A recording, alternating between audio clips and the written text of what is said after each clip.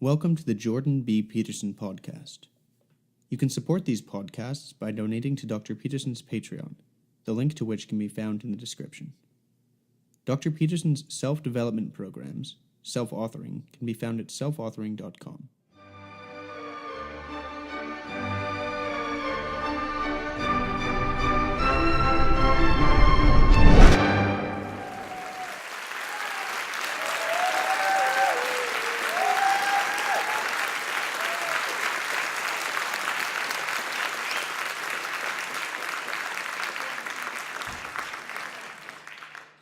That's a hell of a welcome for someone who's going to talk about the Bible.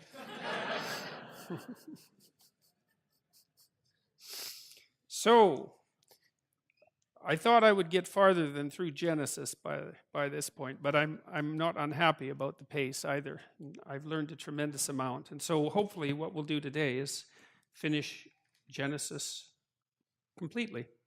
And then I think I'll try to start up with Exodus in May, depending on what happens next year. I have a busy travel schedule, but I would really like to do it. I really like the Exodus story, and I understand it very well. A lot of the stories in Genesis, especially after the first few stories, say up to the Tower of Babel, I had to do a tremendous amount of learning about, which is really good, but I do know the Exodus story, so I'm really looking forward to that. So let's dive right into it and see how far we can get today.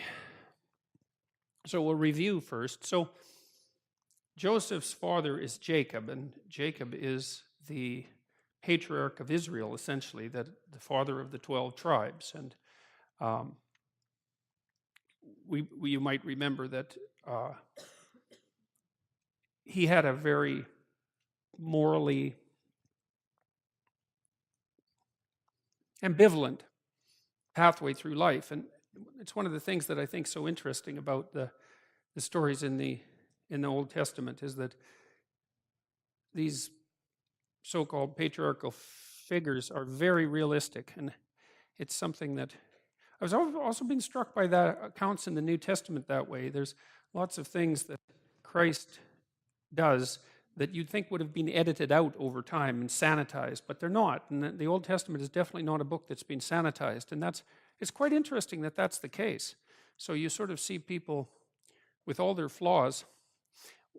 And I've been trying to also derive some general conclusions about the moral of the story, of the Genesis stories, and because these stories are fundamentally moral, and moral, as far as I'm concerned, has to do with action, right? Because moral decisions are the decisions that you make when you're structuring action, when you decide to do one thing or another. Generally, you want to do things that are the best things that you can think of to do, and hence good, but sometimes you also want to do things that are the worst things you can do, because you're angry or resentful or bitter. And so the moral decisions that you make that govern your actions are really the most important decisions that you make in your life. And it's not that easy to figure out how to make moral decisions. We don't have an unerring technology for that the same way as we do for, say, making decisions about empirical reality, which in some ways seem a lot simpler. Partly because we can work collectively at it, partly because we have a rigorous methodology for deciding what's true and what's not. So one of the things that's really struck me, like it's an overarching theme, I would say, that emerges out of Genesis, especially after the really ancient stories, especially after the stories of Cain and Abel and Noah and the Tower of Babel. When you get to the accounts of the more historically real people, one injunction seems to be, get the hell out there and do something. One of the major themes for all of the patriarchs that we've talked about, Abraham, say Jacob, and Joseph, is move out into the world regardless of the circumstances at hand. Now, that's in the Old Testament stories, that's basically portrayed as hearkening to the voice of God, something like that. Maybe you could think about that as destiny or a psychological calling. And the funny thing, too, is that it's not that these people have an easy time of it when they heed that call. so what's fascinating is that they often run into extreme difficulties right away. And I think that's very interesting, first of all, because life is obviously full of extreme difficulties. And second, it's another example of the failure to sugarcoat things, which is one of the things that I think makes a mockery of anti-religious theories that are even quite sophisticated, say like Freud's, because Freud thought of religion as a wish fulfillment, essentially. And also Marx, who thought about religion as the opiate of the masses.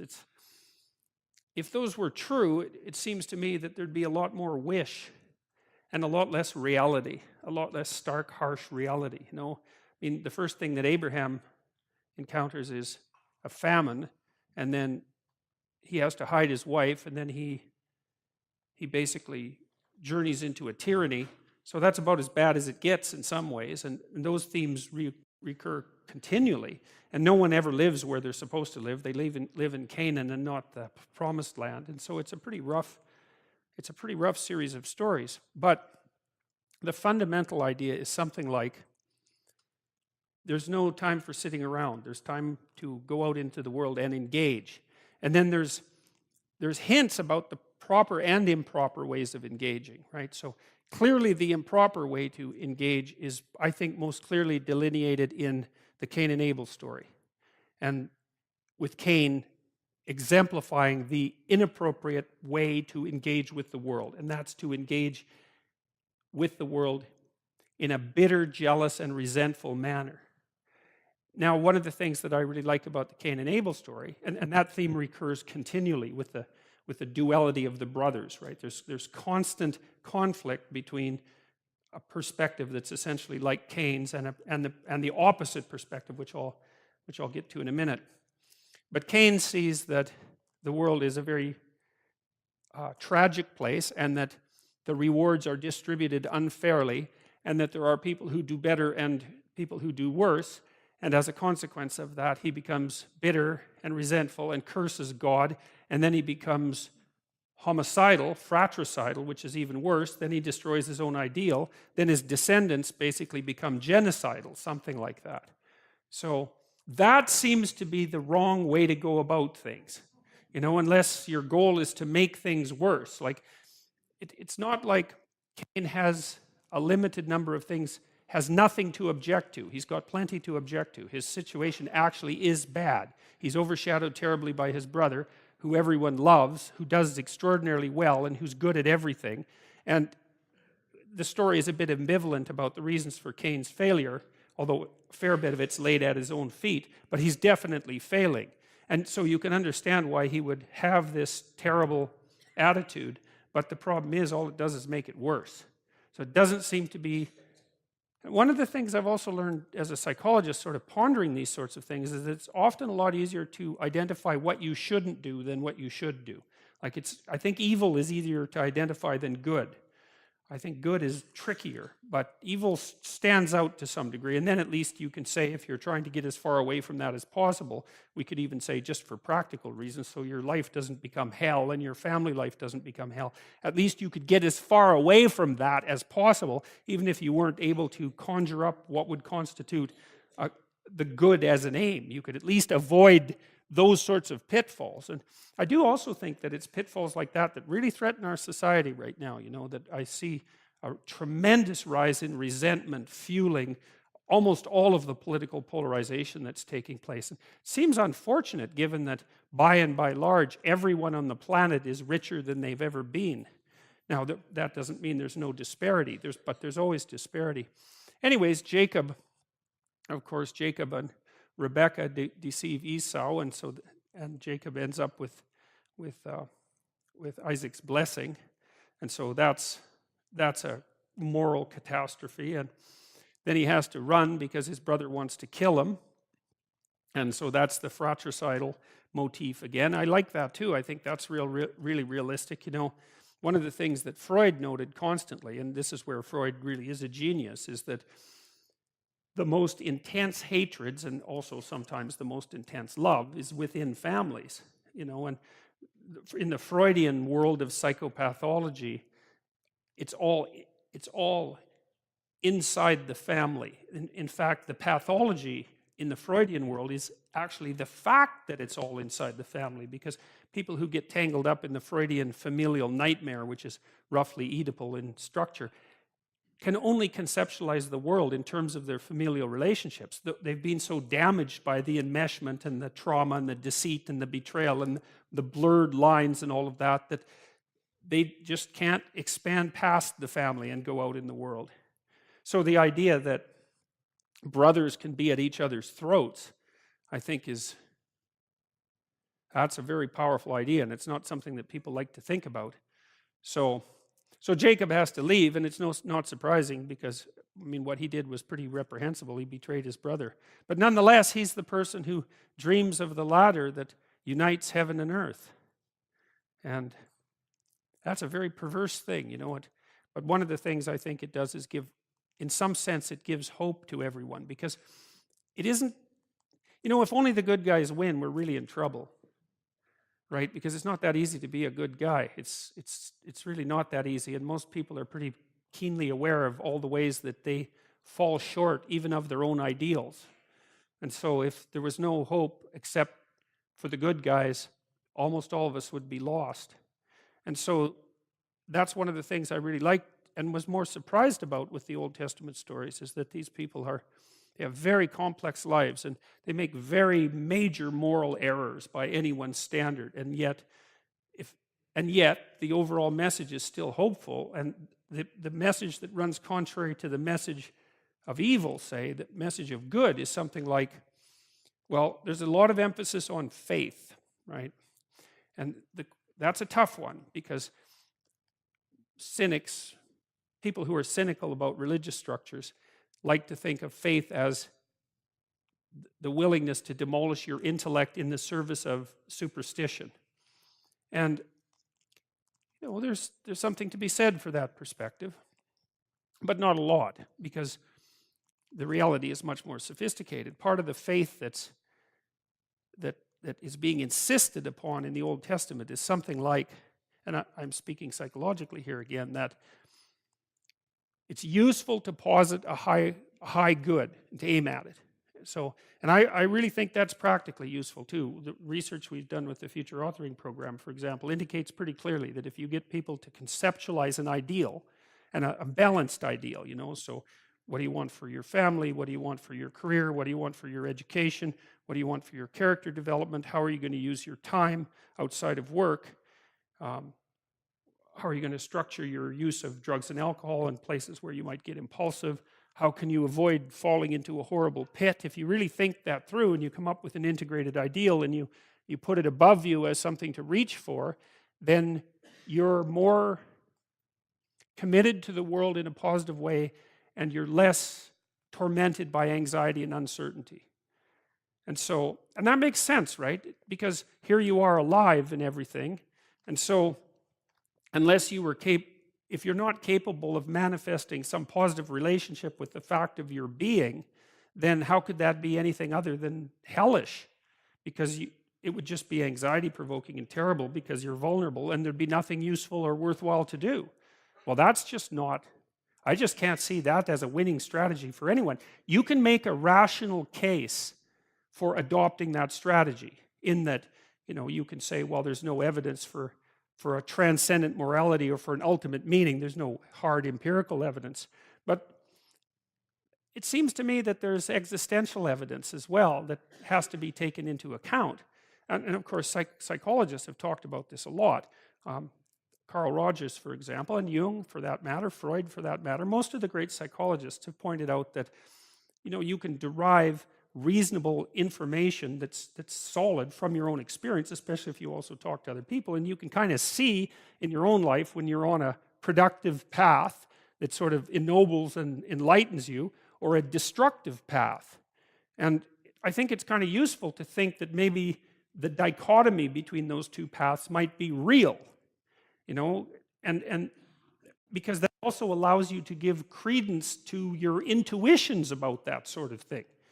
But I don't think it's unreasonable to posit that since you're alive, adopting the highest possible regard for the fact that you're alive and that you're surrounded by other creatures that are alive, I just can't see how that can possibly be construed as a losing strategy. And so that's the first thing. So that's something like faith, right? It's faith. It's not only faith in your being, but it's faith in being as such. And the faith would be something like, if you could orient your being properly, then maybe that would orient you with being as such. And you never know. Like, I mean, it might be true. There's no reason to assume that it wouldn't be true. I mean, even if you just take a strict biological perspective on this and think about us as the product of 3.5 billion years of evolution, I mean, we have struggled over all those billions of years to be alive and to match ourselves with reality.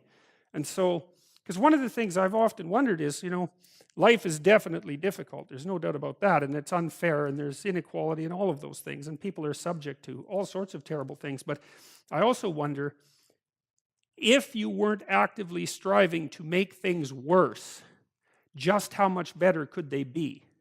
Because people are they're like houses that are divided amongst themselves. They're pointing in 6 different directions at the same time. They're working at cross purposes to themselves because of bitterness and resentment and unprocessed memories and childhood hatreds and unexamined assumptions, all sorts of things. And you just got to wonder if you could push that aside and orient yourself properly. And then the other thing that, of course, is stressed very heavily in the Old Testament, and of course that goes through the entire biblical corpus, is that it's not only enough to establish a positive relationship with being, which I think is the essential, it's a good description of faith. You have to make that decision, right? Because being is very ambivalent. And you can make the case that maybe it's something that should have never happened. But that doesn't seem to be productive to me. And faith seems to be, I'm going to act as if being is ultimately justifiable, and that if I partake in it properly, I will improve it rather than making it worse. So I think that's the statement of faith. And then what seems to go along with that is something like truth in conception and action. Even people like Jacob, who are pretty damn morally ambivalent to begin with, get hammered a lot by what they go through. And what seems to happen is that they're hammered into some sort of ethical shape, right? So by the midpoint of their life's journey, there's people who are solidly planted, who you can trust and who don't betray being or themselves or their fellow man. And so it's an interesting, it seems reasonable to me to first assume that you have to establish a relationship with something that's transcendent. It might even be just the future version of you. And then second, that you have to align yourself with reality in a truthful manner, and that that's your best bet. And the biblical stories are actually quite realistic about that too, because they don't really say that if you do that, you're going to be instantly transported to the promised land. Like even Moses, as we'll find out in the Exodus stories, he never makes it to the promised land. And so it's not like you're offered instantaneous final redemption if you move out forthrightly into the world, establish a faithful relationship with being, and attempt to conduct yourself with integrity. But it's your best bet, and it might be good enough. And even if it's not good enough, it's really preferable to the alternative, which seems to be something closely akin to hell, both personal and social. So Joseph's father is Jacob, later Israel, he who wrestles with God. And we've talked about that a little bit. It's sort of implicit in what I've been saying, is that I think we all do that to some degree. We wrestle with reality itself, that's for sure.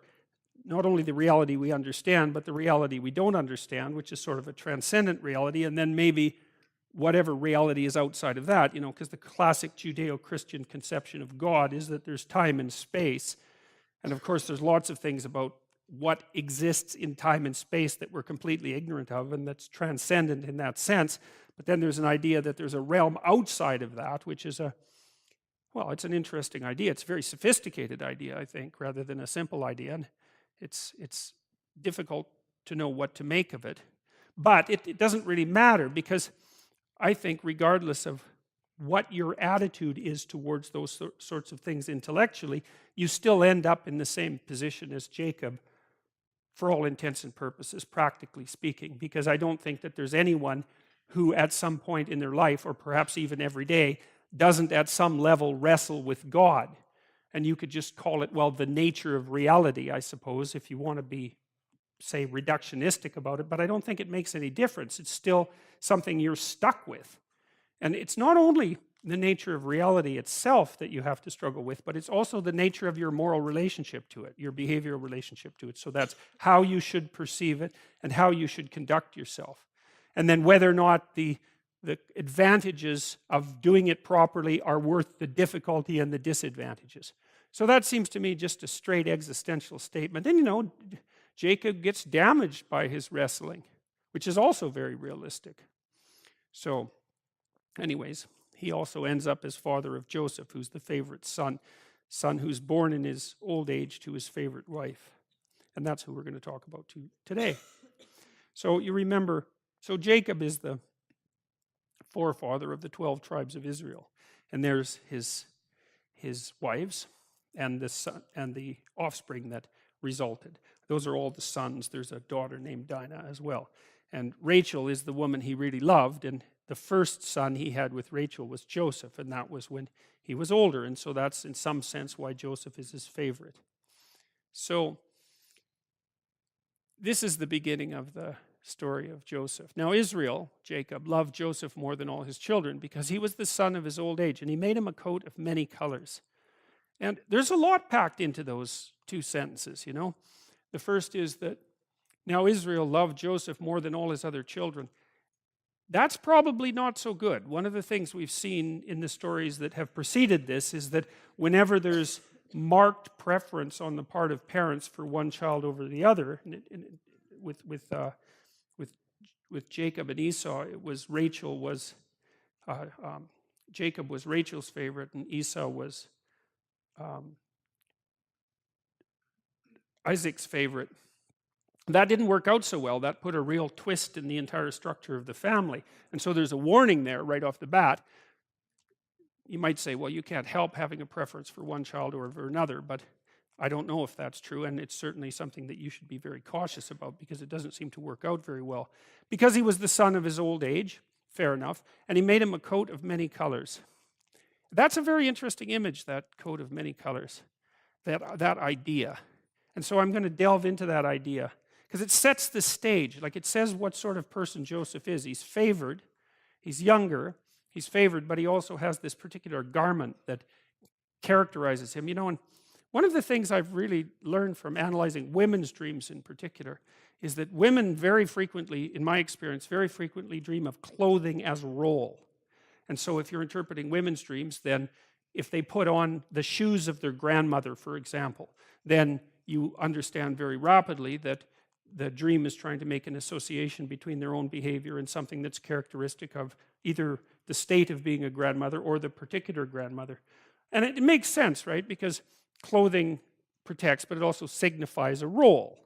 And it's interesting in the Old Testament stories, often if someone is going to act deceitfully, they change their outfit. And that's kind of what you do when you act deceitfully, right? You dress up like someone else. You present yourself like someone else. So anyways, back to the coat of many colors. Well, for something to be many colored, it sort of spans the entire gamut of possibility. And so there's a hint there that if you want to be a full-fledged person, that you have to manifest a very large number of traits. And so I want to go into that idea a bit. The first thing I want to talk about is some of the things that we've learned about what happens to you when you go to a new environment.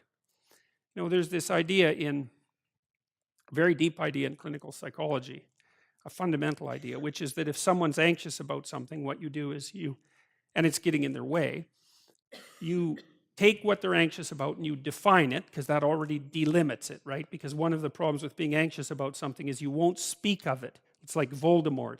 And then if you don't speak of it, it's way bigger than it should be. As soon as you start talking about it, you cut it down to size.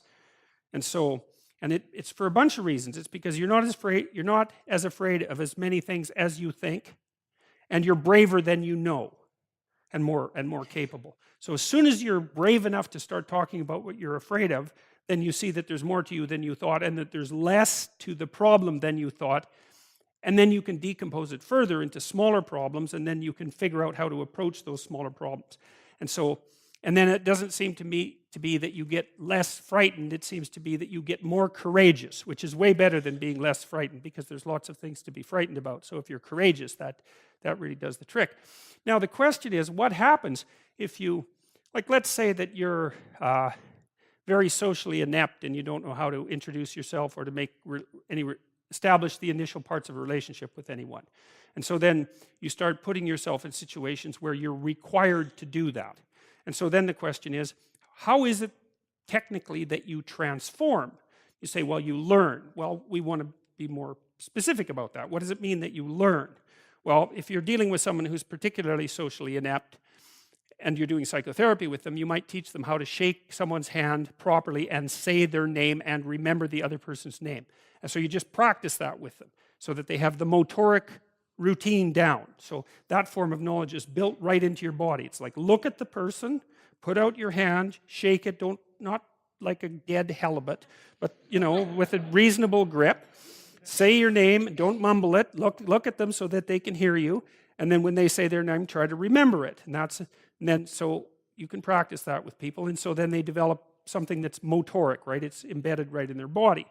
And then you can say to them, well, the other thing you can do is when you start a conversation is don't sit there thinking about what you're going to say next, because then you won't be paying attention to the person and you'll make a fool out of yourself, because you'll manifest non sequiturs, right? Because you'll get out of, it's like if you're dancing and all you're paying attention to is where your feet are, then you're going to step on the other person all the time. So you want to pay attention to the other person, and then whatever automatized social knowledge you have will come to the forefront. So it's a good thing to know if you're socially anxious, right? If you're socially anxious, one of the things you should do is pay way more attention to the person you're talking to rather than less, and you should pay as little attention as possible to yourself. So if you feel yourself falling in because you're anxious, then what you do is you push your attention out and pay attention to the person, because to the degree that you've been socialized, then all your automatic responses will kick in. So, but anyway, so you go out into the social world and you learn to shake someone's hand, and you learn how to listen to them and ask them questions, because that's the next thing, because people love, you can't just ask them random questions, obviously, but if they start talking to you and you don't understand something about what they're saying, or maybe something they said is interesting and you ask them a question, they're pretty damn happy about that, because it means you're actually paying attention to them, and people actually love to be paid attention to, because it hardly ever happens. So they really, really like it. And so, okay, so what's happening? Well, first of all, you're mastering the automated motor movements, right?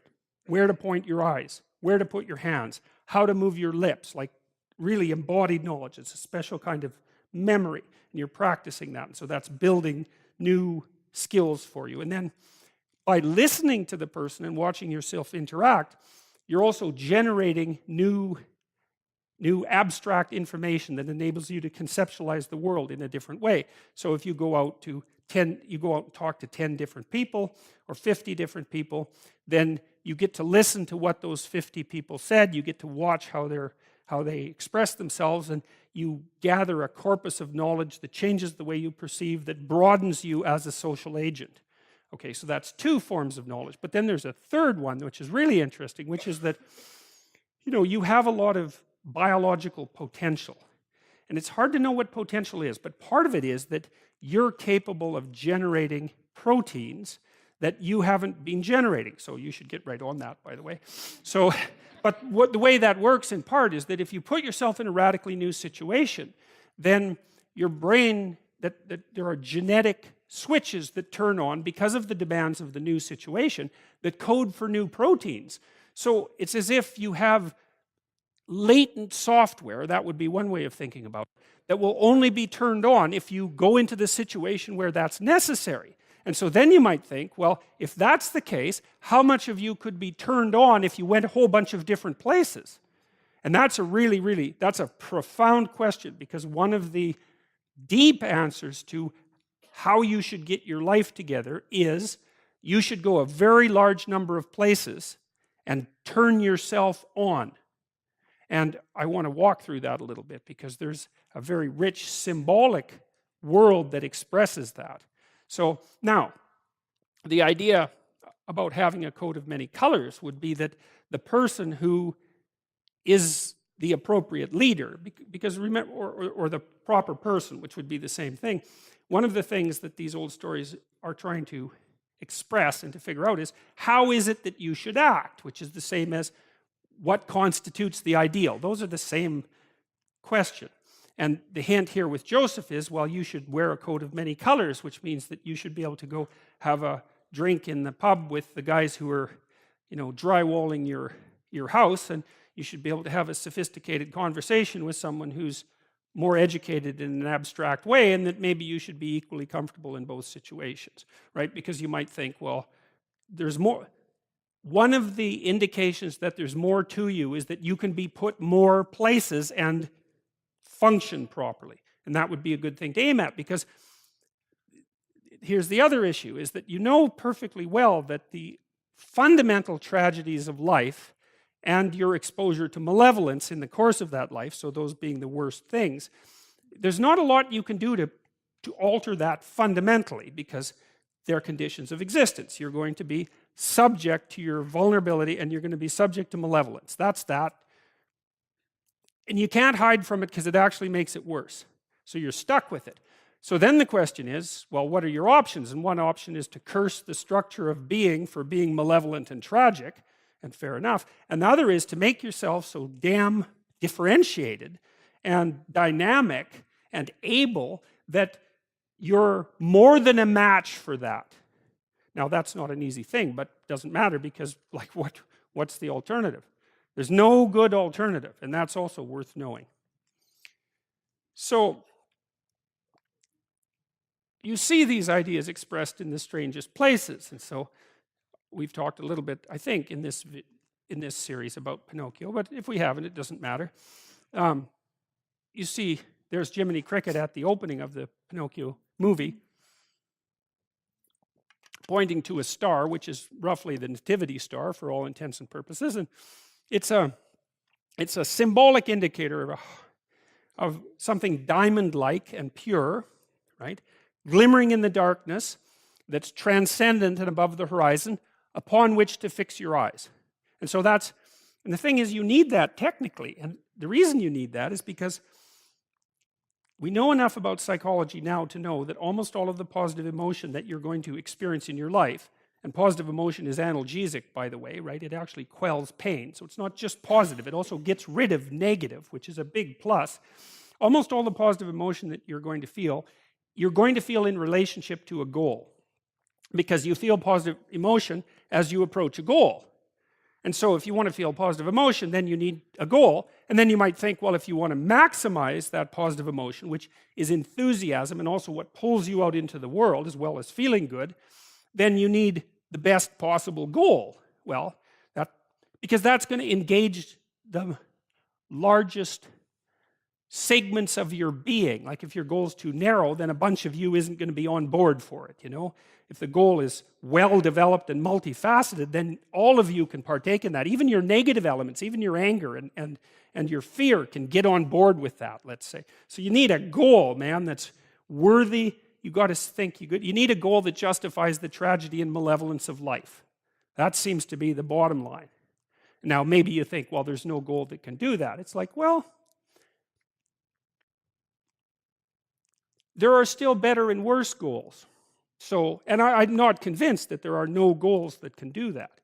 I think that's an open question.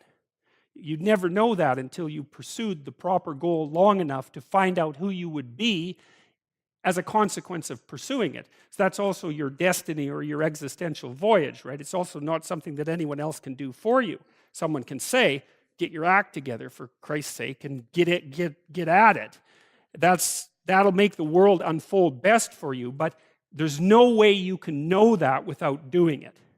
So, and unless you think you've done a particularly stellar job of that, then you have no reason to doubt its potential validity.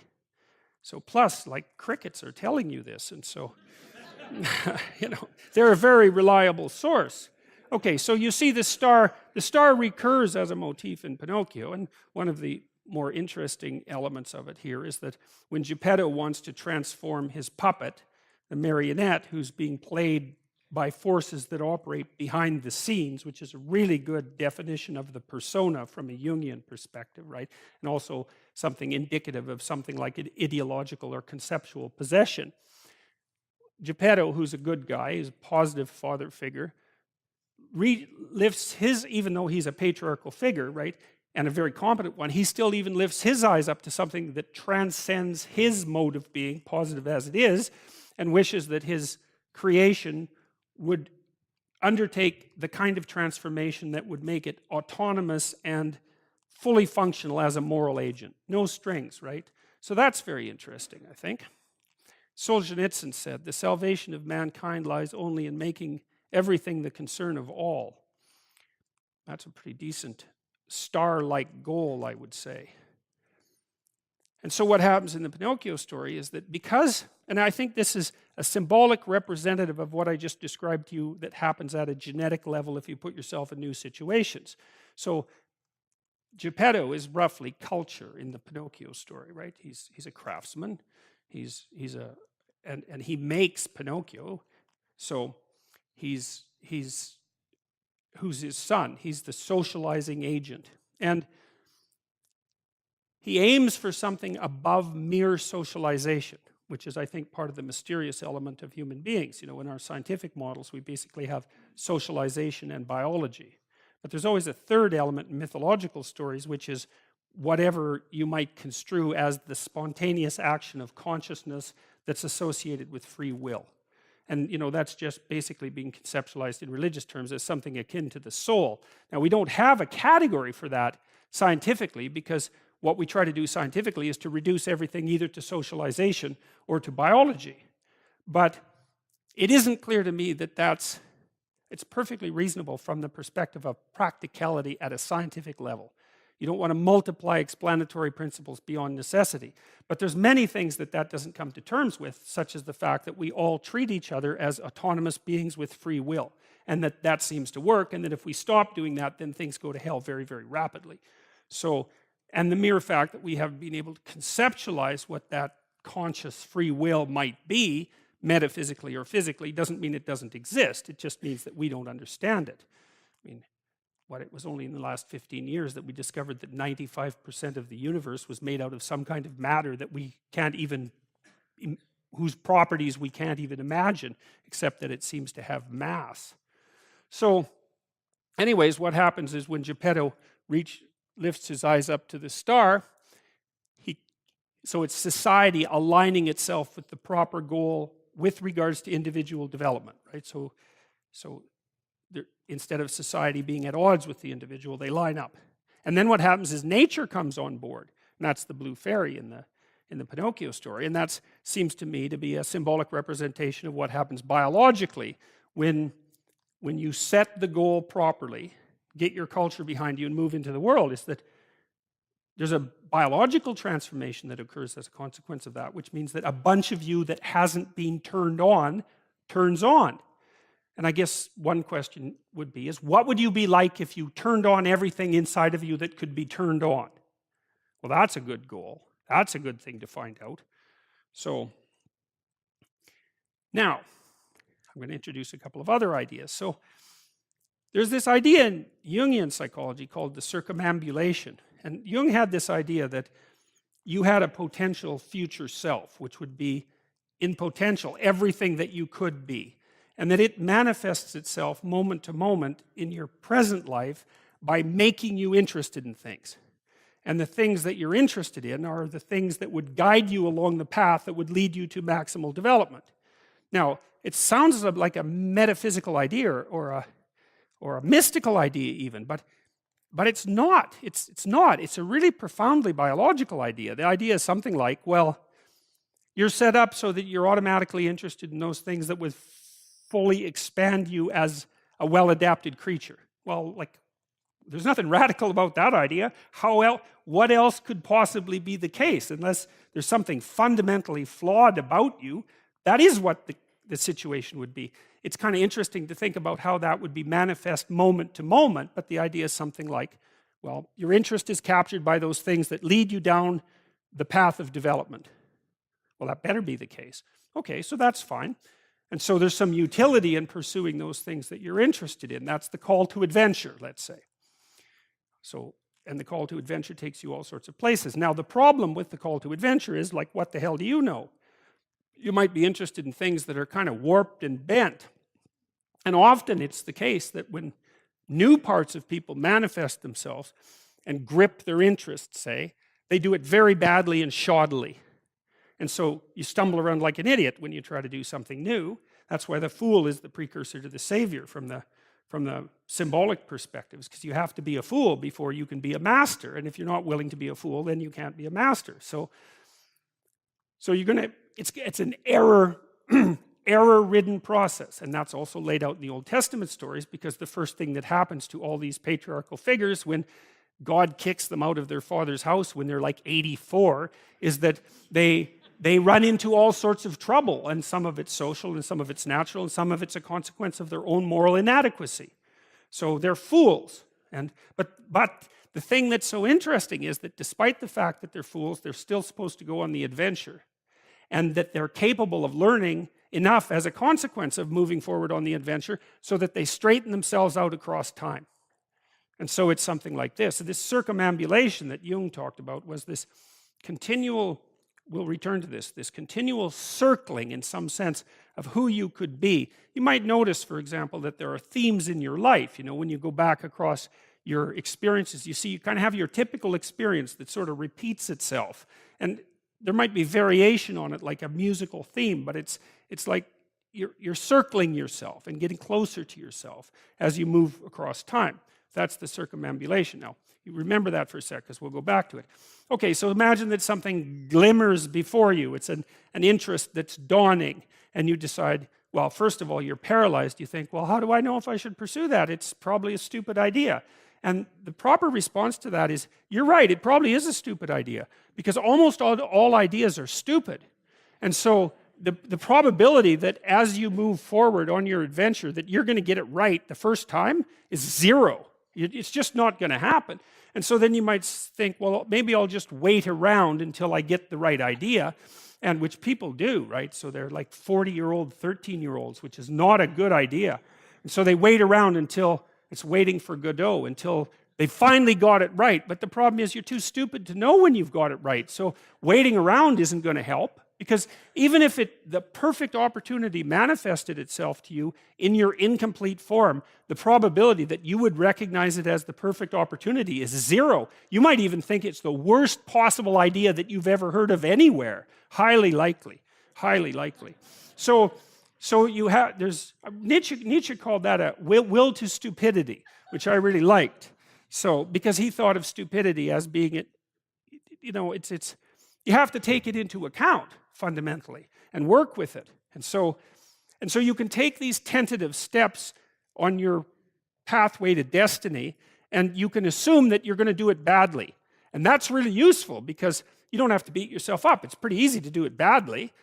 But the thing is, it's way better to do it badly than not to do it at all. And that's the continual message that echoes through these historical stories in Genesis. It's like, these are flawed people. They should have got the hell out of their house way before they did. And they go out and they stumble around in tyranny and famine and self-betrayal and violence. But it's a hell of a lot better than just rotting away at home. And that's great. So that's good. And so why is that? Well, okay, so you start your path and you think that you're heading, you know, towards your star. And so you go in that direction. And then, because you're here, the world looks a particular way, but then when you move here, the world looks different, and you're different as a consequence of having made that voyage. And so what that means is that now that thing that glimmers in front of you is going to have shifted its location, because you weren't very good at specifying it to begin with, and now that you're a little sharper and more focused than you were, it's going to reveal itself with more accuracy to you. And so then you have to take a, it's almost like a 180-degree reversal. But it isn't, because, you've gone this far, and that's a long ways to get that far. But that's a lot farther than you would be if you just stayed where you were, waiting. And so it doesn't matter that you overshoot continually. Because as you overshoot, even if you don't learn what you should have done, you're going to continually learn what you shouldn't keep doing. And if you learn enough about what you shouldn't keep doing, then that's tantamount at some point to learning at the same time what you should be doing. So it's okay. So it's like this. Now, what's cool about it, though, I think, is that as you progress, the degree of overshooting starts to decline, right? And that we know that there's nothing hypothetical about that. As you learn a new skill, like even to play a song on the piano, for example, you overshoot madly. You're making all sorts of mistakes to begin with, and then the mistakes, they disappear. There's a great TED talk, I think it was, about this guy set up a really advanced computational recording system in his home and recorded every single utterance his young child made while learning to speak. And then he put together the child's attempts to say certain phonemes and put them in a list, and you can hear the child deviating madly to begin with, and then after hundreds and hundreds of repetitions just zeroing right in on the exact phoneme. So, you might not know this, but when kids babble, because they start babbling when they're quite young, they babble every human phoneme, including all sorts of phonemes that adults can't say. And then they die into their language, so that after they learn, say, English, then there's all sorts of phonemes they can no longer hear or pronounce. But to begin with, it's all there, which is really quite interesting. But so as they learn a particular language, they zero in on the proper way to pronounce that, and their errors minimize. And every time you learn something, that's how it is. And that's really useful to know too, because it means that it's okay to wander around stupidly before you fix your destination. Now you see that echoed in Exodus, right?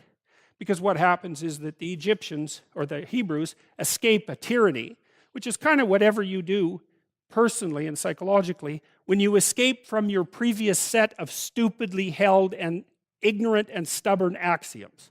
It's like, away from that tyranny. It's like, great, I freed myself from that. Well, then what?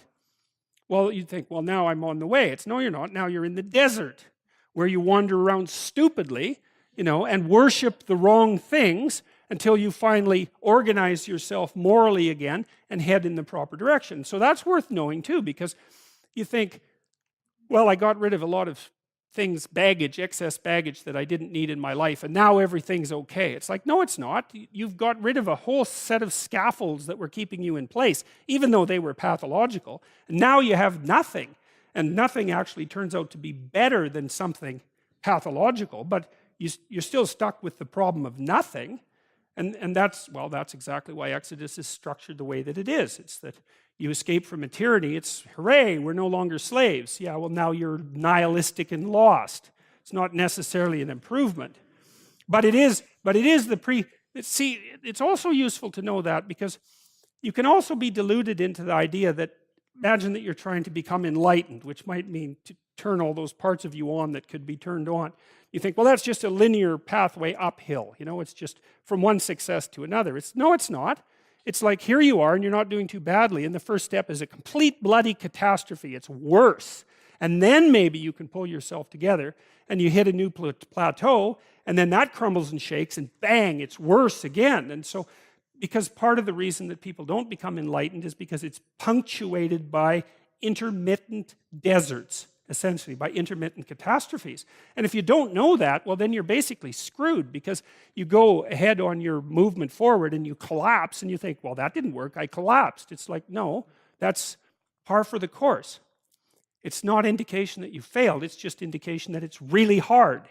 And that when you learn something, you also unlearn something. And the thing you unlearned is probably useful, and unlearning it actually is painful. Let's say if you have to get out of a bad relationship. It's like there isn't any relationship that's 100% bad. And so when you jump out of it, well, maybe you're in better shape, but you're still lonesome and disoriented, and you don't know what your past was, and you don't know what your present is, and you don't know what your future is. That's why people stay with the devil they know instead of, looking for the devil they don't know. So anyways, the fact that you're full of faults doesn't mean you have to stop. And thank God for that. That's a really useful thing. And the fact that you're full of faults doesn't mean that you can't learn. And so you can posit an ideal, and you're going to be wrong about it, but it doesn't matter, because what you're right about is positing the ideal and moving towards it. If the actual ideal isn't conceptualized perfectly, well, first, surprise, surprise, because what are you going to do that's perfect? So it doesn't matter that it's imperfect. It just matters that you do it and that you move forward. So that's really positive news as far as I'm concerned, because you can actually do that, right? You can do it badly. Anyone can do that. So that's useful. Okay, so if you were an efficient person, you would have just done that. But you're not. But who cares? You still end up in the same place. And maybe the trip is even more interesting. Who knows? Probably too interesting. Jung. I began to understand that the goal of psychic development, by which he means psychological development or spiritual development, is the self. There's no linear evolution. There's only a circumambulation of the self, a getting closer. It's like you're spiraling into something. Something like that. And the thing that you're spiraling into recedes as you move towards it and gets more and more sophisticated and well developed as you move towards it, because you're not going to run out of goals, right? No matter how much you have your act together, there's probably, undoubtedly, 30 dimensions along which you could get your act together a lot more. So, and some of those aren't even conceivable to you when you're in your initial uncarved state, let's say. Uniform development exists at most at the beginning. Later, everything points towards the center. This insight gave me stability, and gradually my inner peace returned. So this is fun. On the left there, that's the Chartres Cathedral. That's the one that has the maze in it that I told you about. They actually light that up with lasers now. And so that's it lit up with lasers. And so they're turning it into a cathedral of light, which I think is really fascinating. And it's a continuation of the same idea, right? Because the stained glass windows were obviously, I wouldn't call them primitive attempts to do that. I mean, stained glass windows are pretty impressive, but it's an elaboration of the same thing. So now you can go to that cathedral. They light up the whole town like that, which is really something. And so there's how the cathedral is built. It's a cross. And you remember, the cross is an X that marks the center of the world, and the cross is the place where each individual is. And I think that's the fundamental message of Christianity, is the cross marks the place where every single individual is.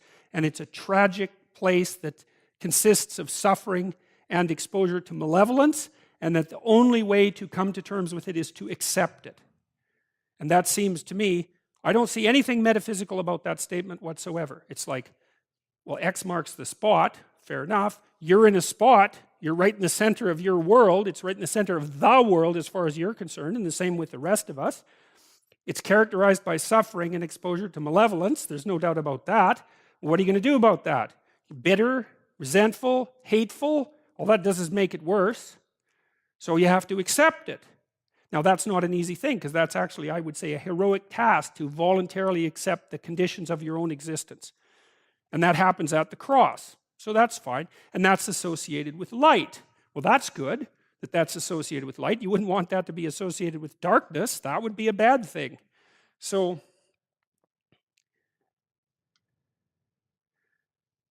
there's the Labyrinth. That was built in 1200 AD. And so the idea is you walk in here. It's the same idea as that star sequence of slides that I just showed you. So here's the idea, is that north, south, west, and east. So that's the whole world laid out in 2 dimensions. And so the question is, how do you get to the center? Now, we already know what the center is. The center is the center of the cross.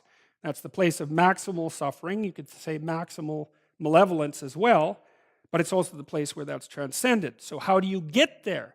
Well, the answer is, well, you don't just stand on the outside looking in, that's not going to help. So, and you can't just run right to the center, even if you're in California. And so, you have to walk in here, and then you see, you go like this, and you go to every single place on that little cosmos. And then once you've gone to every single place and expanded yourself as a consequence of going north and west and east and south, then there's enough of you so that you can tolerate being, first of all, that you can figure out where the center is, but also that you can tolerate being at the center. And so that's what that represents. That's pretty, and look, I mean, let's make no mistake about it, hey? People were pretty damn serious about those ideas. Like that's quite the piece of work for people in the 12th century. You know, some of those damn cathedrals took 300 years to build. We don't build anything that takes 300 years. You know, people were putting a lot of effort into whatever these things meant. You know, and if you think they meant bearded man in the sky, then, you know, it's hard to account for the kind of motivation that would produce these buildings with that kind of paucity of conceptualization. You know, the towns, and it was certainly the case in Chartres, is that they groaned under the tax burden that was required to produce these. Now, you might think, well, that's partly tyrannical, and no doubt that's the case, but that's not the whole story. The whole story is that the people who produced those buildings, they thought about every bit of it. Nothing's accidental. And they're trying to portray something, just like that window is trying to portray something. That's the same thing as this. It's the center from which all things manifest themselves. You see, that's Christ there, and being portrayed as that center, or the center within him, something like that. Very much like the chakras in yogic practice. Same basic idea. It's the opening up of the internal structure and its proper realization. So there are people walking the labyrinth. So that's the coat of many colors, right? That's this differentiated mode of being that enables you to be competent and at home in the widest possible number of places. And that's a real differentiation of your personality. It's a breaking through the boundaries of your personality, including the ones that you impose on yourself, to become someone who's useful wherever they're put. And that's really relevant to this story of Joseph, too. Because one of the things that happens to Joseph is that, well, a lot of bad things happen to him. Because he's the favorite of his father, his brothers hate him. And so first, they're going to throw him in a pit. I think they do throw him in a pit. Then they sell him to be a slave. Then he ends up in, well, we'll go through the story. He ends up some places where you probably wouldn't want to go, prison being one of them. But it doesn't matter, because even when they put him in prison, he's actually not in prison. He just figures out how to make the prison work way better. And then he's in control of the prison. And it's an interesting... I had this friend, you know, and he was very smart, but very cynical. And he wasn't employed very well. And he got a little older than he should have, given his level of intelligence and employability. And so he had to take jobs that weren't very intellectually challenging. You know, and one of the things I tried to convince him of was that even if he wanted to work behind the parts department in an automotive store because he liked cars. But it was beneath him, you know, because it was sort of as far as he was concerned, he was too smart for a job like that, which actually turned out not to be true. He wasn't smart enough for a job like that, or he wasn't wise enough. But, you know, one of the things I tried to tell him was that you're looking at the situation wrong, because even in a simple job, so-called simple job, like, let's say, dishwashing in a restaurant, which I did an awful lot of, it's not that simple. You're dealing with a lot of other people, very fast staff changeover. You're feeding people, you're helping them have a celebration, you're helping them take a break. Like, you can do it really well. And then the kitchen can operate properly, and then people can come out to the restaurant, and it's not a bloody catastrophe. And, like, even when you're doing something that's a menial job, so to speak, like dishwashing, there are ways of doing it really badly, resentfully, and horribly, and doing it really well. And as soon as you do it really well, it's not a menial job anymore. It immediately transforms. Now, I mean, you can be around people who won't let that happen, and you should go get another job if that's the case. But if you do it properly, then it's not menial at all. And that's also a good way out of resentment. You think, well, I've just got this, two-bit job. It's like, yeah, what if you did it as well as you possibly could? What would happen? Well, the first thing that would happen is you'd get a lot smarter. That's for sure. And that's hardly a negative thing. Okay, so that's the coat of many colors. So it's an intimation of what Joseph is like. And what we're seeing with all of these patriarchal figures is the continual realization of the ideal person, right? You could think about it as successive approximations of the ideal person. And the story is exploring all sorts of different possibilities, including ones that are very violent and catastrophic and malevolent. It's trying to cover the entire territory and to focus in on what's the proper way through the maze of life, the labyrinth. And the hint here is that, well, you should be multidimensional.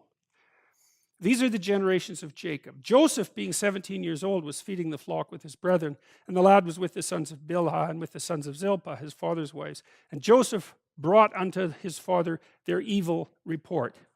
Well, we already know that Joseph is Jacob's favorite, and so that doesn't make him very popular among his brothers. He's younger, and now we also find out that he's been set up more or less as, you might say, a snitch, because that's what this phrase means, is that he goes out and watches his older brothers, and if they do something they shouldn't do, then he comes trotting back to Jacob and reports. Well, that's not going to make you popular. So, and you would say, well, is that Joseph's problem or Jacob's problem? And I would say, and this is something I learned from reading Jung too, is that that's a conspiratorial problem, right? It's the parents at fault, but so is the child who agrees to do that. They've got a little cabal going. And you might say, well, it's only the parents' fault, but the son will be taking advantage of every advantage that offers him, because he could say no too, I won't do that.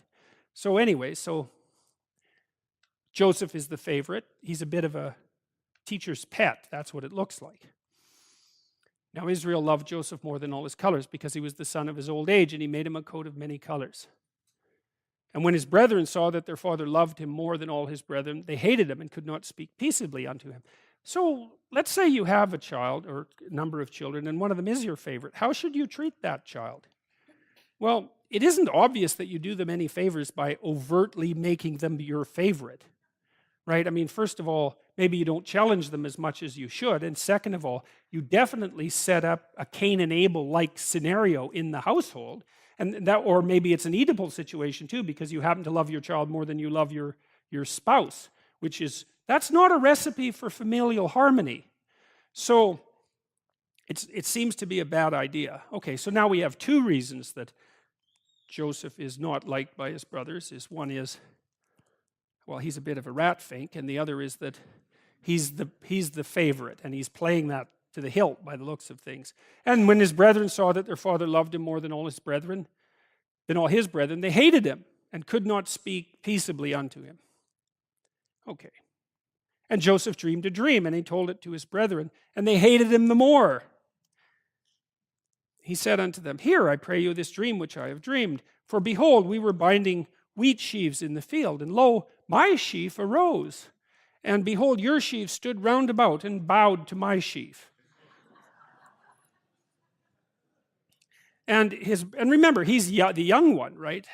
And also the daughter of the favorite wife, which is another thing or the son of the favorite wife, which is another thing not really working in his favor. And his brethren said to him, Shalt thou indeed reign over us, or shalt thou indeed have dominion over us? And they hated him yet the more for his dreams and for his words. Well, there's a shock. That makes perfect sense. And it gets worse. So you see here, well, there's the wheat sheaves bowing there. And then you see this, what's going on here? Well, that's not the end of his, let's call it grandiosity. And there's an idea too in the Old Testament, especially in the stories of Joseph, that if God sends you a dream twice, he really means it. And so I don't know if that's true, although I do know that people have repeating dreams. It might be true that a dream you have twice is really trying to punch something home. It's certainly the case that recurrent nightmares are meaningful, and that recurrent nightmares are associated quite tightly with decreased states of mental health, and that if you can treat the nightmare, which is often quite easy, by the way, then some of the mental health problems will decrease. So repeated dreams seem to be important. Anyways, he dreamed yet another dream and told it to his brethren and said, "Behold, I've had another dream, and behold, the sun and the moon and the 11 stars bowed to me." And he told it to his father and to his brothers, and his father rebuked him and said unto him, "What is this dream that thou hast dreamed? Shall I and your mother and your brothers indeed come to bow down ourselves to thee, to the earth?" And his brethren envied him, but his father observed the saying. Well, what the hell do you make of something like that, right? If someone tells you that, it's like, are they responsible for their dreams?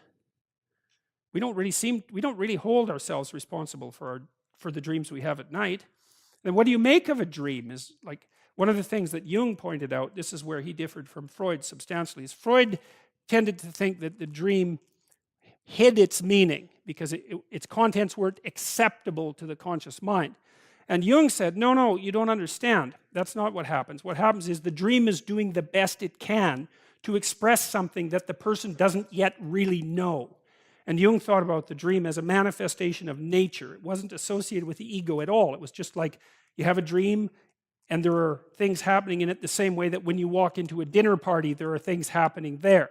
It's not, the dream isn't something that's subject to your capacity for manipulation. It's something that happens to you, not something that you do. And so if someone has a dream like that, well, you've got three options. You can just discount dreams altogether, which is what people in the modern world tend to do, which is a very bad idea because they're thoughts and you shouldn't discount them, and they're hardly random, as some neuroscientists claim. That's absolutely cockeyed theory, that random. Be like television snow on a TV set if it was random. So one is, well, you just discount dreams. The other is that you consider the person a liar and a braggart and a narcissist. And the third is, well, what's the third? It's like he dreamt that the sun and the moon and the stars bowed down to him. You might think about that 2 or 3 times. But it's not necessarily something that's going to make you happy. And his brethren went to feed their father's flock in Shechem, so they took off. And Israel said unto Joseph, "Do not thy brethren feed the flock in Shechem? Come, and I will send thee unto him." And he said to him, Here am I. And when they saw him afar off, even before he came near unto them, they conspired against him to slay him. Rough people back then, right? This sort of thing is happening quite frequently. And they said to one another, "Behold, the dreamer cometh. Come now, therefore, and let us slay him, and cast him into some pit. And we will say, some evil beast hath devoured him, and we shall see what becomes of his dreams." So there's an echo of the Cain and Abel story there, obviously. It's not quite as clear because in the Cain and Abel story, Abel is clearly just doing well. And here you can't quite get a handle on Joseph's character. You can't tell if he is actually the elect or if he's just a spoiled brat with delusions of grandeur. But it doesn't matter because his brothers are so irritated at the fact that he's favored, and perhaps even the fact that he might be someone destined for something special, that they find it perfectly reasonable to destroy that. And it's so interesting how often that motif of pulling down an ideal manifests itself in these old stories, right? The pattern is established in the Cain and Abel story. It just repeats and repeats and repeats. And I think that's dead true. I think it just repeats all the time. It's that people are annoyed about how tragic their lives are. They're annoyed that they're subject to malevolence. And they're annoyed that they're not doing as well as other people are doing. And that puts them exactly into this state of mind. Now, maybe with modern people, if you're going to kill someone because you're resentful as a modern person, you don't generally slay them and throw them into a pit. What you do is you just kill them slowly over a few decades. And it isn't obvious to me that that's any better. So I've seen plenty of married couples who were in that situation. It's like Well, there was this Mitch Hedberg, he used to complain about turtlenecks. He said it was like being strangled by a really weak midget. And it's probably a really politically incorrect joke, but it's a funny joke. So, and then you see relationships that are like that. It's like each person has their hands around the neck of the other person, but they don't have enough courage to actually to squeeze. They just put enough pressure on to cut the circulation off a tiny bit. So the person just gets like, they die over a 30-year period, something like that. So, yeah, and you all laugh because you know it's true. That's why. And we will say some evil beast hath devoured him, which would be true, actually. It would be the evil beast that's inside the brothers. And we shall see what will become of his dreams. Ha ha. That's interesting too, because so they want to spite themselves because maybe Joseph is something special, and then they want to spite their father, which is probably not the wisest idea because they owe him some gratitude. I mean, maybe he's acting like a pain in the neck. There's some evidence for that, but this is a little bit harsh. But they also want to spite God, just like Cain did, because that's what it means. We shall see what will become of his dreams, right? Because then as soon as you're, in some sense, trying to fight against the intuition of someone, the natural intuition of someone, you've set yourself up against the structure of being itself. And so, pretty bad. And Reuben heard it, and he delivered them out of their hands and said, no, let us not kill him. And Reuben said unto them, shed no blood, but cast him into this pit that's in the wilderness. It's like Reuben's the good guy in this story. And there's no water in the pit, by the way. And lay no hand upon him, that he might rid him out of their hands to deliver him to his father again. So Reuben was actually trying to save him, so that he might rid him out of their hands to deliver him to his father again. And it came to pass when Joseph came unto his brethren that they stripped him of his coat of many colors that was on him. And they took him and cast him into a pit, and the pit was empty and there was no water in it.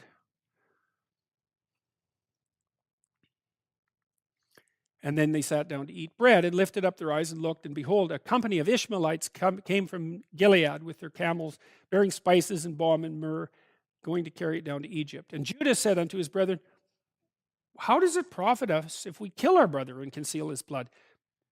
So he's the practical guy here. So why would we kill him when we can sell him? It's like, come, let us sell him to the Ishmaelites, and let not our hand be upon him, for he is our brother in our flesh. And his brethren were content. Then there passed by Midianites merchantmen, and they drew and lifted up Joseph out of the pit, and sold Joseph to the Ishmaelites for 20 pieces of silver. It's an amount that echoes through into the future. And they brought Joseph into Egypt. I'm never really sure how these slavery stories work. It's like, so it's 2,500, 3,000 years ago, and I decide I'm going to sell you to the Ishmaelites, and that just works out. I get the money, you get to be a slave, and they take you away. I don't really understand how that works. I can't figure out how people weren't just selling each other all the time. But maybe if you're family, you can do it. So there they sold him. And Reuben returned to the pit, and behold, Joseph was not there, and Reuben rent his clothes. So Reuben's very upset about this. And he returned unto his brothers and said, the child is not, and where shall I go? And they conspired. They took Joseph's coat and killed a kid of the goats and dipped the coat in the blood. That's interesting too, because blood is actually another color, right? So he's got this coat of many colors, and blood is definitely a color. And so this is the addition, in some sense, of the color of blood to Joseph's coat. And I would say it's probably a necessary color, because I don't think that you're serious enough till your coat has been dipped in blood. That can happen in many ways. And they sent the coat of many colors, and they brought it to their father and said, so they lied to him. It's very, very nasty business, this. They sell his son to slavery. They claim that he's dead. They lie to him. They put him into an extreme state of grief. There's a lot of hatred underneath that, right? A tremendous amount of hatred for Joseph and also for Jacob. This we have found. Know now whether it be thy son's coat or not. And he knew it. He said, it's my son's coat.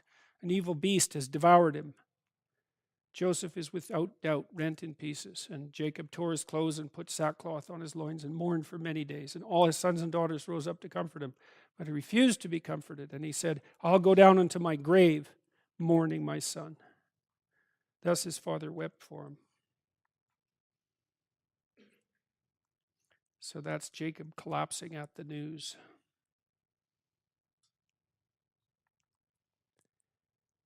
And the Midianites sold Joseph into Egypt unto Potiphar, an officer of Pharaoh's and captain of the guard. And Joseph was brought down to Egypt. And Potiphar, an officer of Pharaoh, captain of the guard, an Egyptian, bought him of the hands of the Ishmaelites, which had brought him down thither. So now he's a slave. So now you'd think, well, this is a man who has a lot of reason to be irritated at the structure of reality, right? He's gone from being the favorite to being betrayed by all of his brothers. That's pretty rough. And then he's being transformed into a slave, and now he's being sold to work as a slave. So you'd think that would corrupt his character. Because, one of the things, I think this is the case anyways, I think people are always looking for an excuse to have their character corrupted. Because if your character is corrupted, then you get to lie, and you get to cheat, and you get to steal, and you get to betray, and you get to act resentfully, and you get to do nothing. And that's all easy. It's easier to lie than to tell the truth. It's easier to do nothing than to do something. So there's always part of you thinking, well, I need a justification for being useless and horrible, because that'd be a lot less work.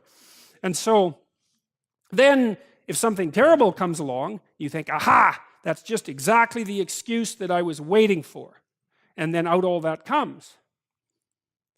Solzhenitsyn, when he was in the concentration camps in Russia, watching how people behaved, he said that there were people that were put in the camps who immediately became trustees or guards, and they were even more vicious than the people who had been hired as guards. And his idea was that they had collected all that, he called it foulness, if I remember correctly, around them in normal life.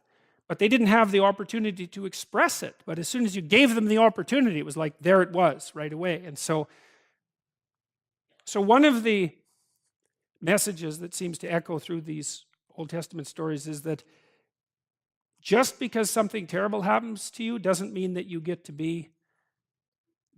to wander off the path and make things worse. And maybe it doesn't matter how terrible it is that what happens to you.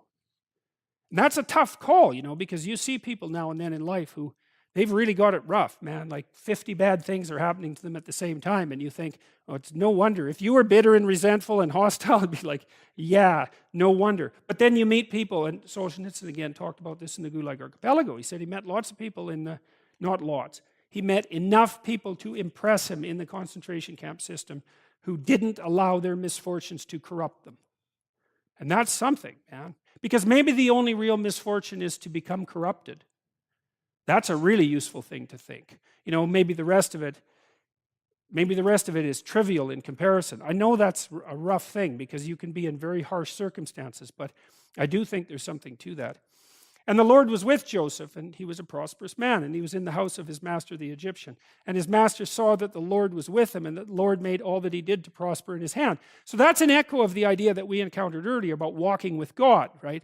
So Adam walked with God before he ate the fruit with Eve, and then he wouldn't walk with God. And then Noah walked with God, and Abraham walked with God. And so the idea is, well, that's that alignment with the highest ideal. I think it's something like that. And we could think about that as a metaphysical claim as well. But I don't think it is. I mean, I've got thousands of letters now in the last year from people who have told me that they were in a pit. That's exactly right. And that they decided that they were going to try to put their lives together. And that it worked. And so that's really something, and they write surprised. It's like, well, I decided that I was going to work hard at what I was doing, and I wasn't going to lie any more than absolutely necessary. I thought I'd give it a try for a few months, And all sorts of good things started to happen to me. It's like, maybe that's how the world works. Now, obviously, it doesn't work like that all the time, right? Because you can get sliced off at the knees. I mean, there's an arbitrary element to existence that you can't wish away. But that doesn't mean that there aren't bad strategies and good strategies. And so I do think that one of the most fundamental existential questions is, like, if things aren't going well for you in your life, is, are you absolutely certain that you're doing absolutely everything you can to put things in order? Because if you're not, then you shouldn't complain, because you don't know to what degree you're actually contributing or even causing the circumstance. Now, that's a very annoying thing to think, and I'm not trying to blame the victim. I know that people end up with lung cancer because they were exposed to asbestos. I'm not trying to, although I also know too that if you have lung cancer because you've been exposed to asbestos, that can be a tragedy or it can be hell, and to some degree that depends on how you conduct yourself. So, I know that's pretty gloomy possibilities, right? But so anyway, so Joseph is a slave, but it turns out that he hasn't sacrificed the integrity of his character, and so it turns out that he's not a slave. It's just that everyone around him thinks he's a slave, but he's not. So that's pretty interesting. He was a goodly person and well favored. Well, so he's a good guy, and he's an impressive specimen as well. This is pretty interesting given the current political climate, I would say. And it came to pass after these things that his master's wife cast her eyes upon Joseph, and she said, "Lie with me." That means, that actually has two meanings, right? But he refused, and said unto his master's wife, "Behold, my master does not know what's with me in the house, and he's committed all that he has to my hand. There is no one greater in this house than I. Neither hath he kept back anything from me but you, because you are his wife. How then can I do this great wickedness and sin against God?" And it came to pass, as she spake to Joseph day by day, that he hearkened not unto her to lie by her or be with her. It's being sexually harassed, Joseph. And it came to pass, well, it's right. Look at the painting.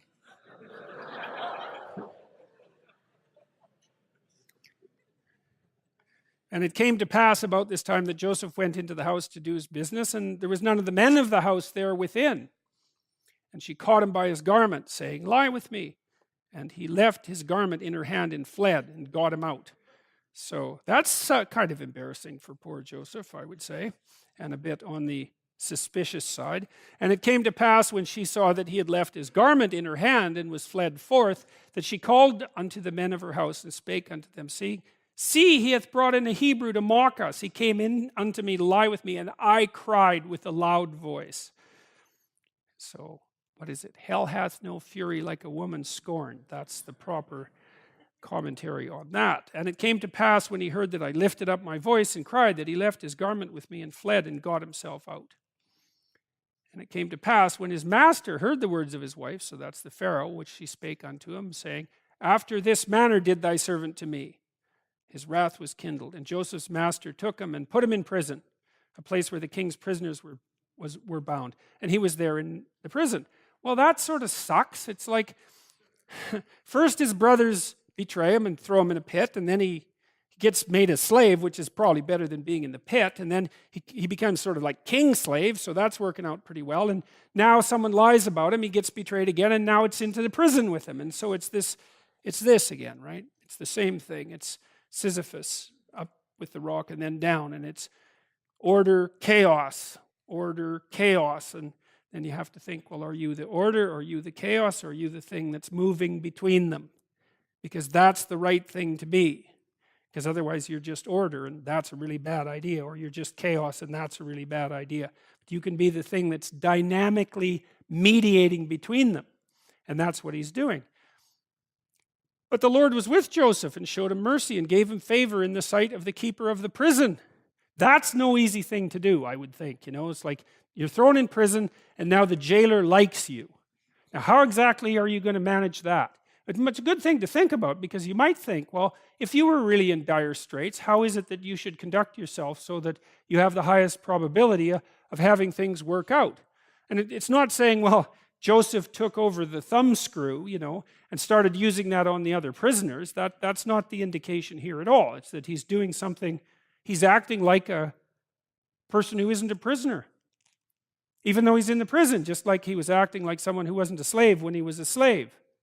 And so,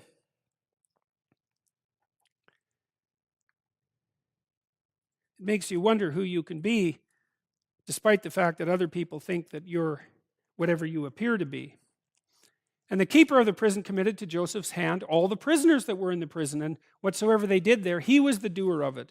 The keeper of the prison looked not to anything that was under his hand, because the Lord was with him, and that which he did, the Lord made it to prosper. So it's a repeat. It's a repeat of exactly what happened when he was the slave of the Pharaoh, except it's one rung deeper into hell, so to speak, right? So it's slave Pharaoh, and here it's prisoner, jail, master, but it doesn't matter. The same thing happens. So now Joseph is in prison, and the Pharaoh has a fit one day of pique and throws the chief of his butlers into prison and the chief of his bakers. And they have a dream, each of them. And Joseph interprets the dreams, which seems to be something that he can do. And he tells the butler that his dream means that the Pharaoh is going to forgive him and put him back in his position. And he tells the baker that the Pharaoh isn't going to forgive him and that he's going to take off his head and hang him in a tree, which is a rather rough dream, but that's what happens. So anyways, the baker or the butler goes free, and Joseph says, look, maybe you could just keep in mind the fact that I did you a bit of a favor here and told you something that was accurate, but the chief didn't really remember once he was freed. Interpreting dreams in prison. And so now the Pharaoh has a dream, and he actually has two dreams, so it's another one of those doubled motifs. So the idea is these are really important dreams because they came in a pair. And behold, there came out of the river 7 well-favored kine and fat-fleshed, so cattle. And they fed in the meadow. And behold, 7 other cattle came up after them out of the river, ill-favored and lean-fleshed, starving, and stood by the other cows on the brink of the river. And the ill-favored and lean-fleshed kine did eat up the 7 well-favored and fat. So Pharaoh awoke. Hey, fair enough, it's a pretty nasty dream. And then he has another dream to hit it home.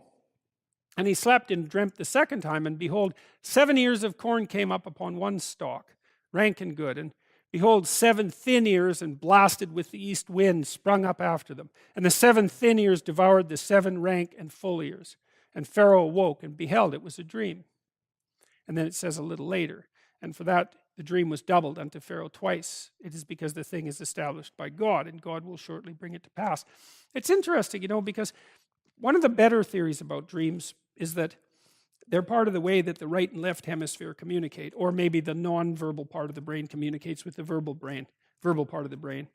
And so the non-verbal part of the brain, which is less differentiated and thinks more globally, is looking for patterns and anomalies in the world, things that don't fit well with the current way of conceptualizing the world, things that make you anxious and uncertain. And those are things you haven't mastered, right? So they don't fit well into your conceptualization of the world by definition, because if you had mastered them, they wouldn't make you anxious and nervous. And so the nonverbal parts of your brain are like an alarm system. They're looking around for places where you're probably wrong. And then they put those in images and try to conceptualize them so that you can update your model of reality to take them into account. But that also produces a fair bit of negative emotion, especially at night. And so we know if you deprive people of dreams that they go insane very rapidly, animals as well. It's a necessary part of mental equilibrium.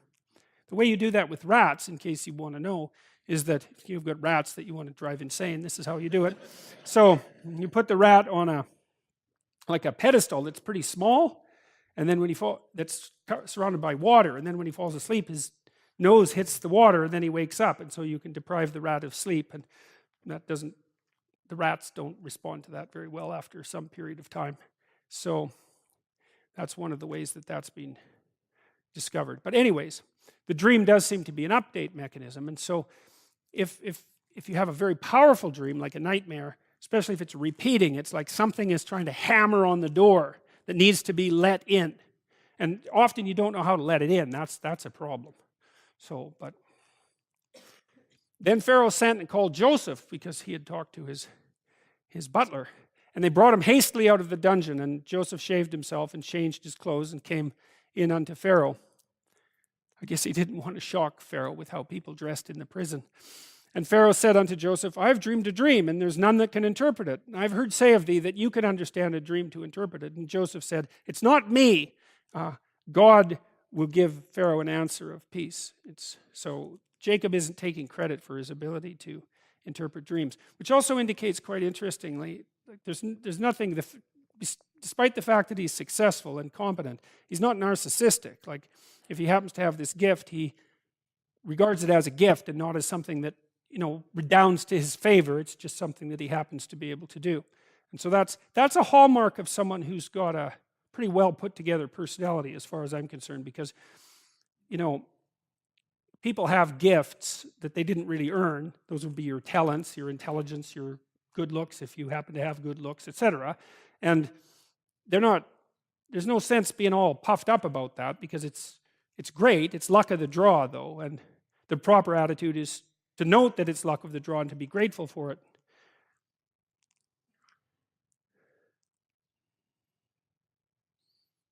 It's quite a fine painting, that one.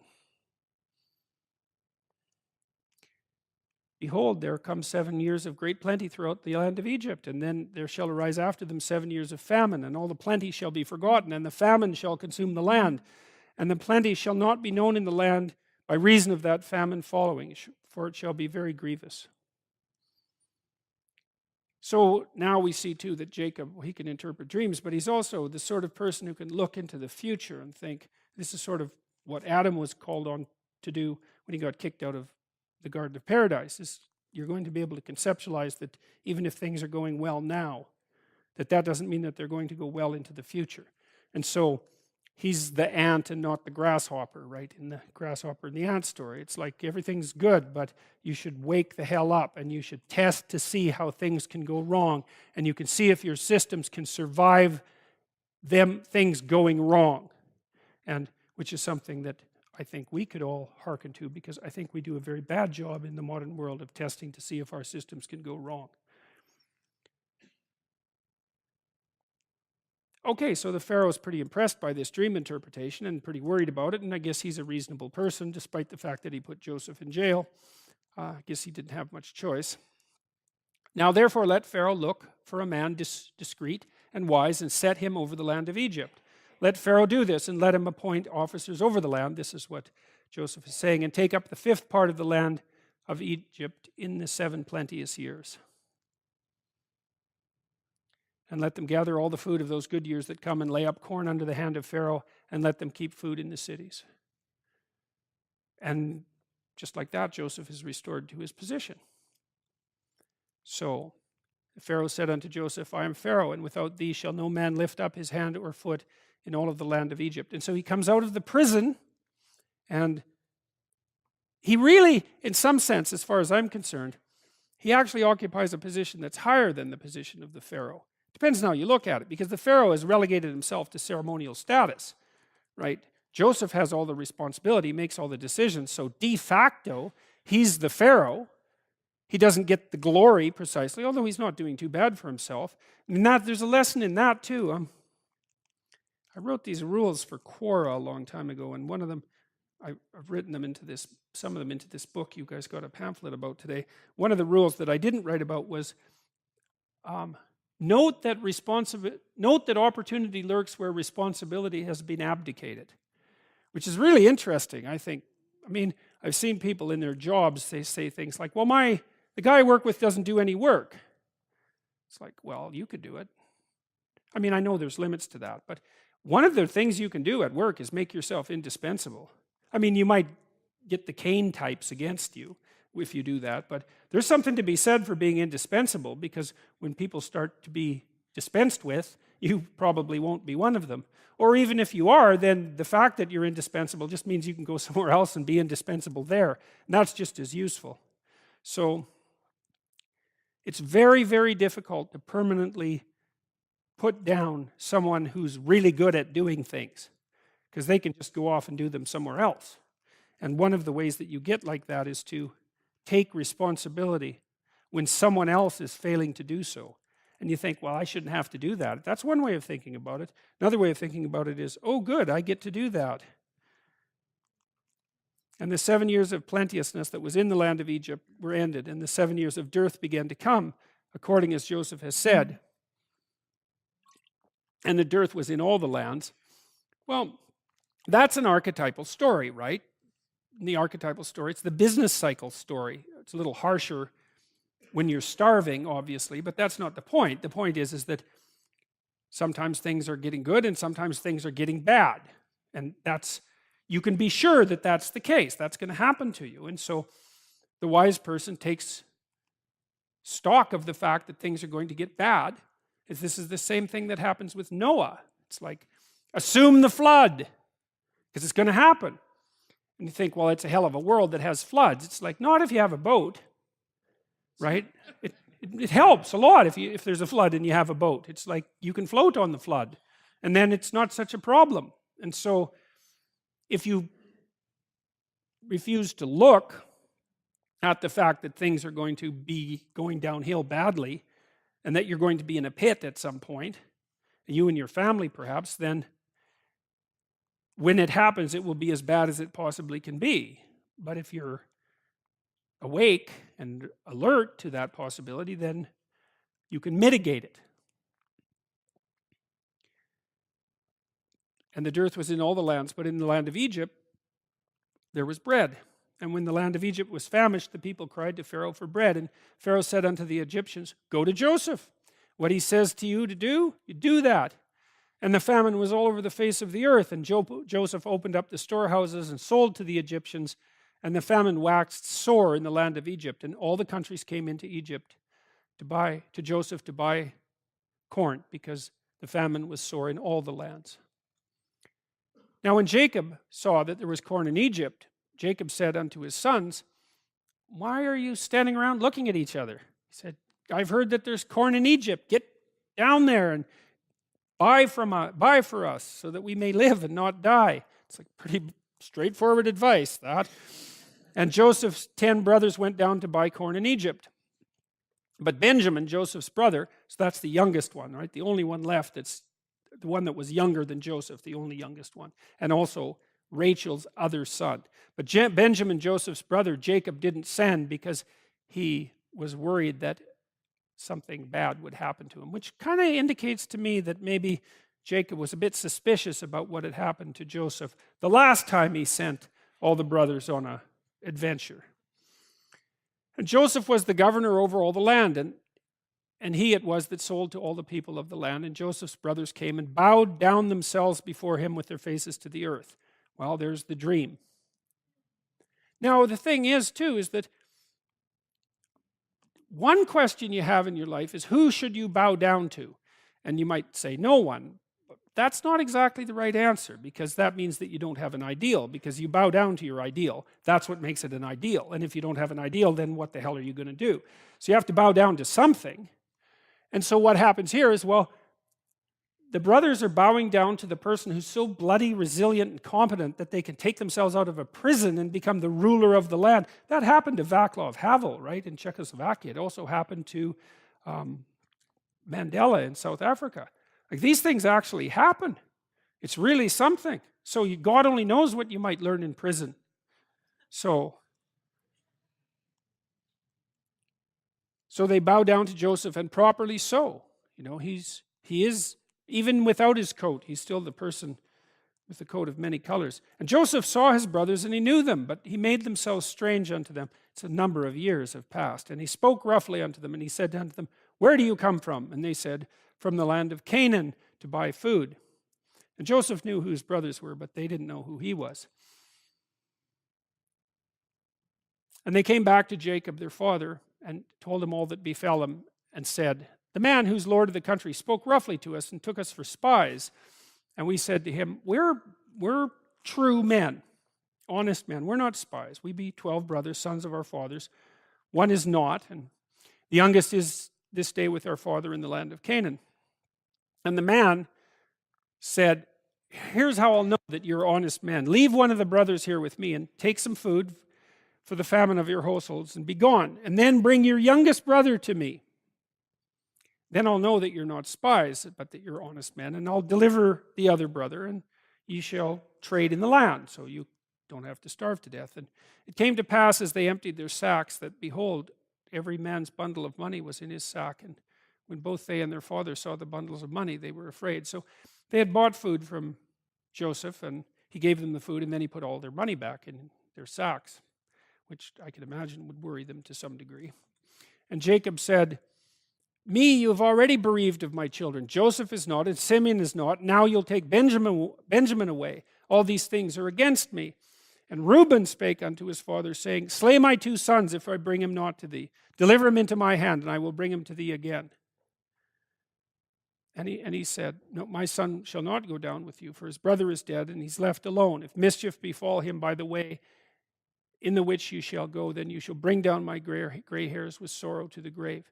Now, there's a hint. See, what happens in the last part of the Jacob story, the Joseph story, is, and this is associated with the idea of putting your house in order, your individual house in order, and then putting your family's house in order, let's say. It's reversed a little bit in this story, because Joseph puts himself together, and then he puts the state of Egypt in order, which is really quite interesting, because Egypt is the canonical tyranny, right, in the Old Testament. And so the idea is very, very clear here that the person who wears the coat of many colors can put the tyranny right. And then the next extension is, well, he has to put his family right. Now, generally the progression would be put yourself right, then put your family right, then put the state right, something like that. It doesn't really, if you can do it in a different order, that's probably okay too. But, so that's what happens at the end of the story, is that, Joseph is doing pretty damn well, and so is the state that he serves. But that isn't good enough for him. He wants his family to be functional and put together properly, even though they did terrible things to him. And that's very interesting, because once someone does terrible things to you, then the logical thing, or a logical thing to think is, well, go to hell in a handbasket, like you deserve exactly what you get. But it's not a very productive attitude, especially if you're around people that you have to be around. So like if it's your family, and you go have a family dinner, and one of you punches the other, and then the other punches you back, and then that's like the family dinner for the next 30 years. It doesn't seem to be very productive, even if you're the person who happened to get in the last blow, because you're going to have to put up with them.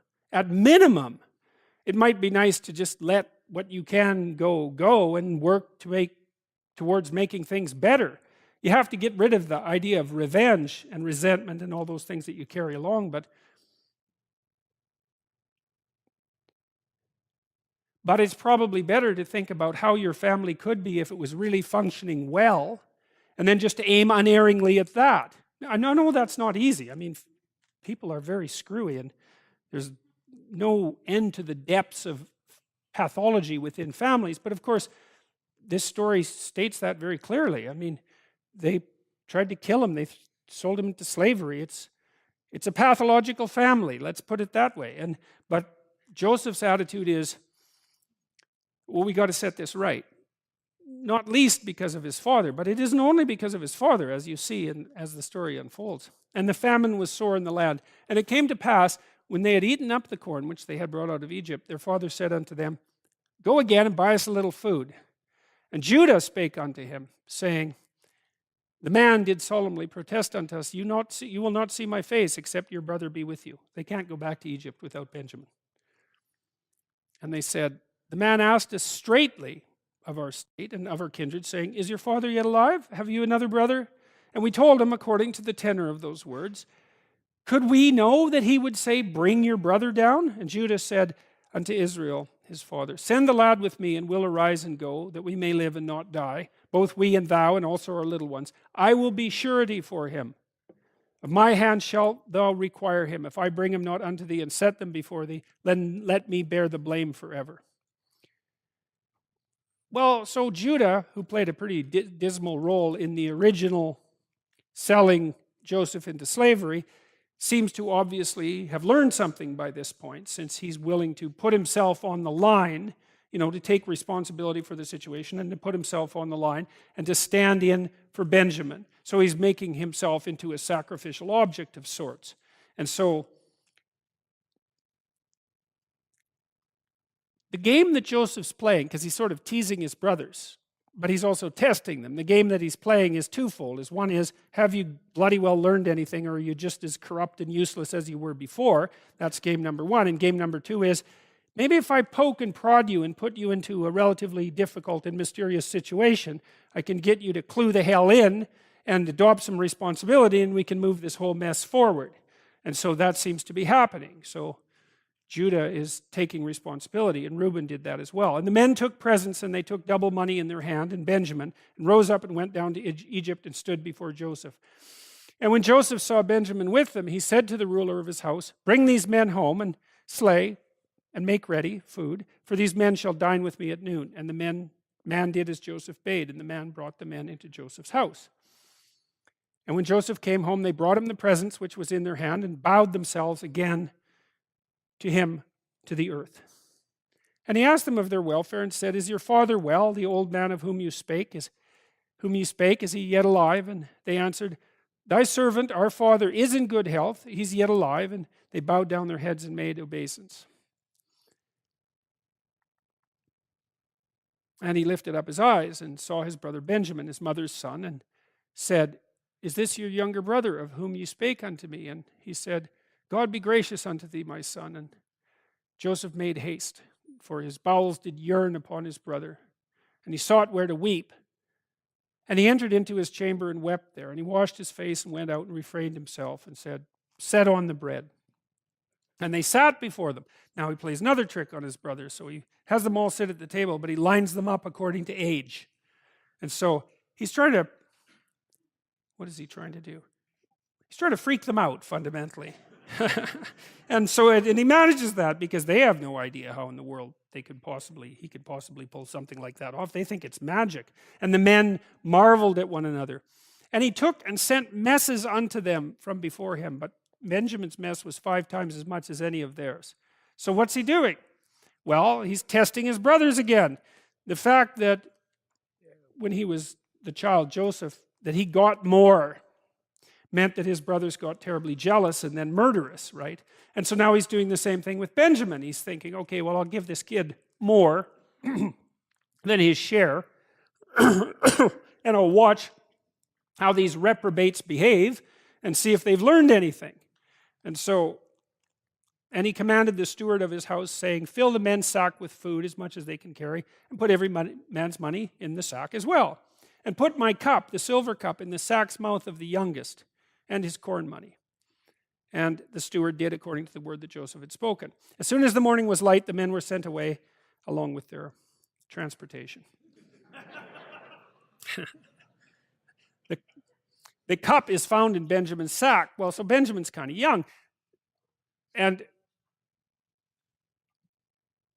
Joseph sends out people to find out where the cup is gone, and they find it in Benjamin's sack. And they're very upset about this.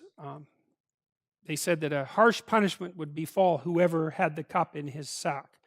They rent their clothes and laid at every man his ass and returned to the city.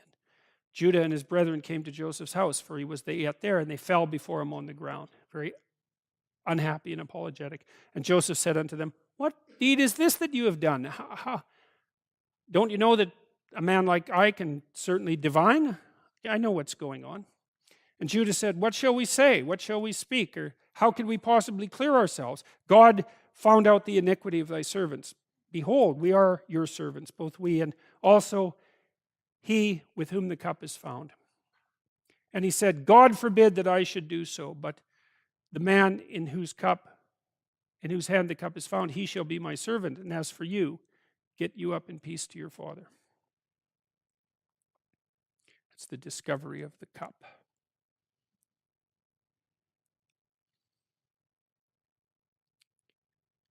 Judah says, now therefore when I come to the servant thy father, my father, and the lad be not with us, and seeing that his life is bound up in the lad's life, it shall come to pass when he sees that the lad is not with us, that he will die. And the servants shall bring down the gray hairs of thy servant our father with sorrow to the grave. For thy servant became surety for the lad unto my father, saying, if I bring him not unto thee, then I shall bear the blame to my father forever. Now therefore I pray thee, let me stay instead of the lad, and let the lad go with his brothers. For how shall I go up to my brother, and the lad be not with me? Lest peradventure I shall see the evil that will come on my father. Okay, so what's happened? Well, they learned their lesson. So now Judah again is willing to stand in the place of Benjamin and become a slave himself. And so now Joseph has determined that his brothers have developed their character to the point where reconciliation might be possible. You know, it says you should forgive and forget, but the conditions for that are quite specific. You know, if you have a dispute with someone and they've wronged you in some sense and they apologize, the question is, well, what's the apology? Well, it's layout of a rationale. It's something like, as far as I can tell, here's the reasons I did this horrible thing, and here's what I've learned from it, and here's what I'm going to do to try not to do it again, and would you give me another crack at it? That's the proper repentance, right? And then you forgive, because you're an idiot too, and you'll probably do something stupid, and maybe you'd like the same kind of break at some point. And besides, if we all held each other completely to account at all possible times for everything, then it'd just be hopeless, because there'd be no room for error.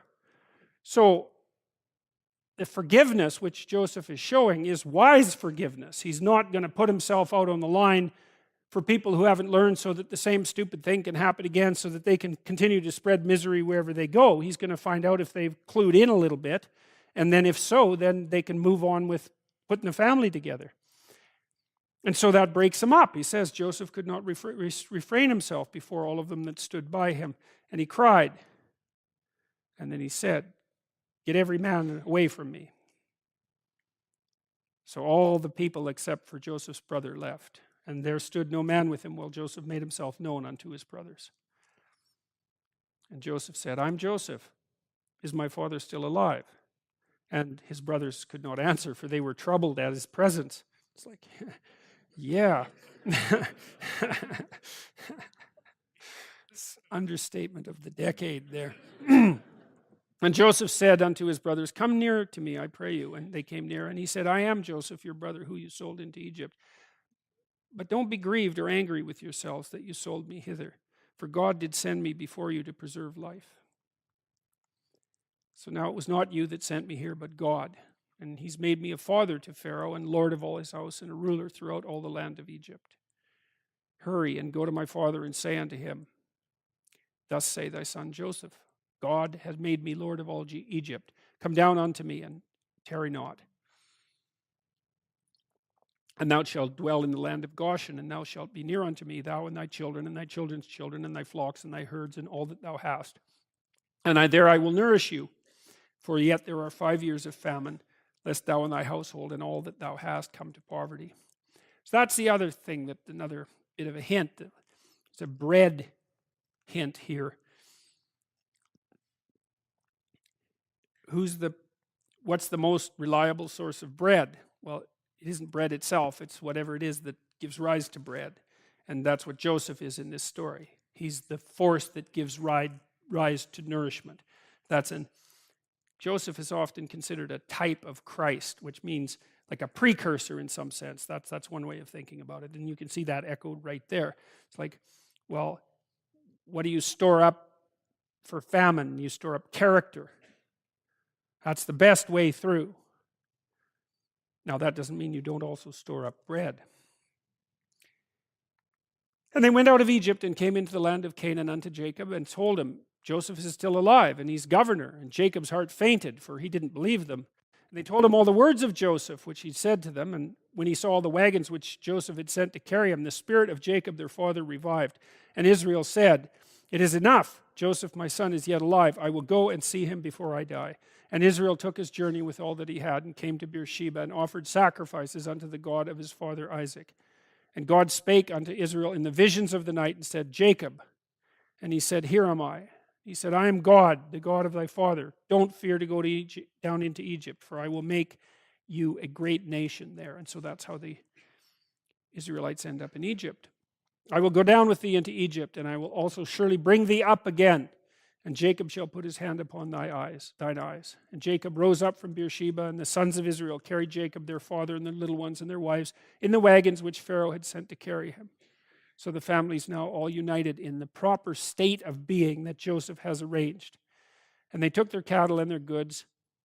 It's so interesting too, because of course Joseph he's a foreigner as well as being a former slave and prisoner. Foreigner, slave and prisoner, and yet he ends up ruling Egypt, sheerly because of the force of his character and competence.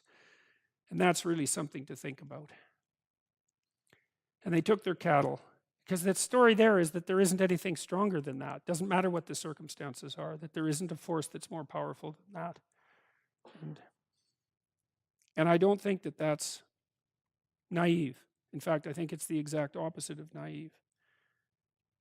No matter where you are, you can generally make things better if that's what you want to do. And unless you're in a place that's really hell itself, that usually is something that elevates you and elevates the people around you. And you can do that wherever you are, because there isn't a place that's so small that you can't do that. That's the message of the prison. And they took their cattle and their goods which they had gotten in the land of Canaan and came into Egypt, Jacob and all his seed with him. And he sent Judah before him unto Joseph to direct his face unto Goshen. And they came unto the land of Goshen. And Joseph made ready his chariot and went to meet Israel his father, and presented himself to him, and fell on his neck, and wept on his neck a good while. And Israel said, I can now die, because I've seen your face, because you're still alive. And Pharaoh spake unto Joseph, saying, Thy father and thy brethren are come unto thee, and the land of Egypt is before thee. In the best of the land your father and brothers can dwell. In the land of Goshen let them dwell. And if there now know any men of activity among them, then make them rulers over my cattle. He gives them a job. And Joseph brought in Jacob his father and set him before Pharaoh. And Jacob blessed Pharaoh. That's a very interesting little turn of events, because you'd expect the opposite under those circumstances. So it appears that Jacob was a man of relatively great self-possession, because that's not you wouldn't bless Queen Elizabeth in all likelihood, unless you had a lot of gall. And Pharaoh said unto Jacob, How old are you? And Jacob said, I'm 130 years. Few and evil have been the days of the years of my life, and I've not attained unto the days of the years of the life of my fathers, in the days of their pilgrimage. And Jacob blessed the Pharaoh and went out from before Pharaoh. And Israel dwelt in the land of Egypt, in the country of Goshen, and grew and multiplied exceedingly. And Jacob lived in the land of Egypt 17 years. So the whole age of Jacob was 147 years. And the time drew nigh that Israel must die. And he called his son Joseph and said unto him, If I have now found grace in thy sight, put, I pray thee, thy hand under my thigh, and deal kindly and truly with me. Bury me not, I pray thee, in Egypt.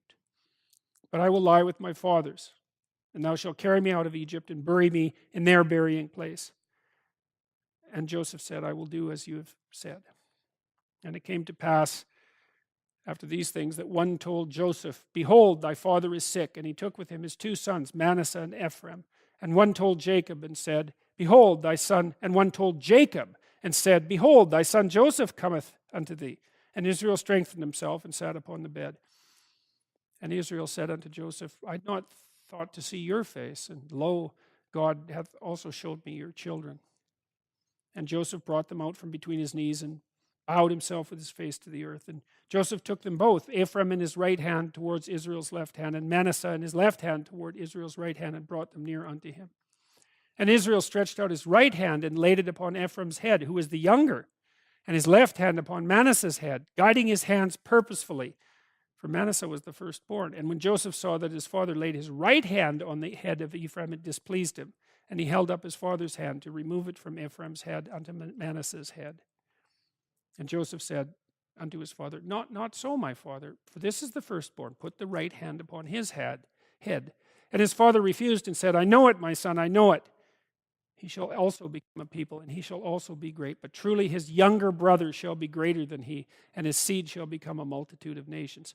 Another repeat of the same thing that happens continually. It says when God wants to intervene in human affairs, what he does is invert tradition. It's something like that. And so that's a sign that there's something new and special going on, and that gives precedence to the younger child rather than the older child. Precedence to what is new rather than what's traditional. Of course, sometimes that's necessary because tradition is insufficient, and sometimes something new has to come into being in order to update it. And Jacob called together his sons and said, "Gather together, so that I can tell you that which shall befall you in the last days.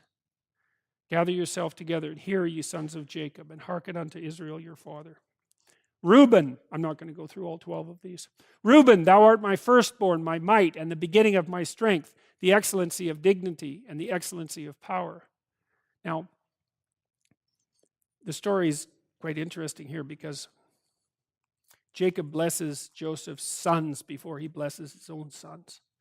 And so what he's doing is placing the rights of the firstborn into the sons of his favorite son. And then he goes to his sons. And so that has implications for the way the biblical stories lay themselves out from thenceforward.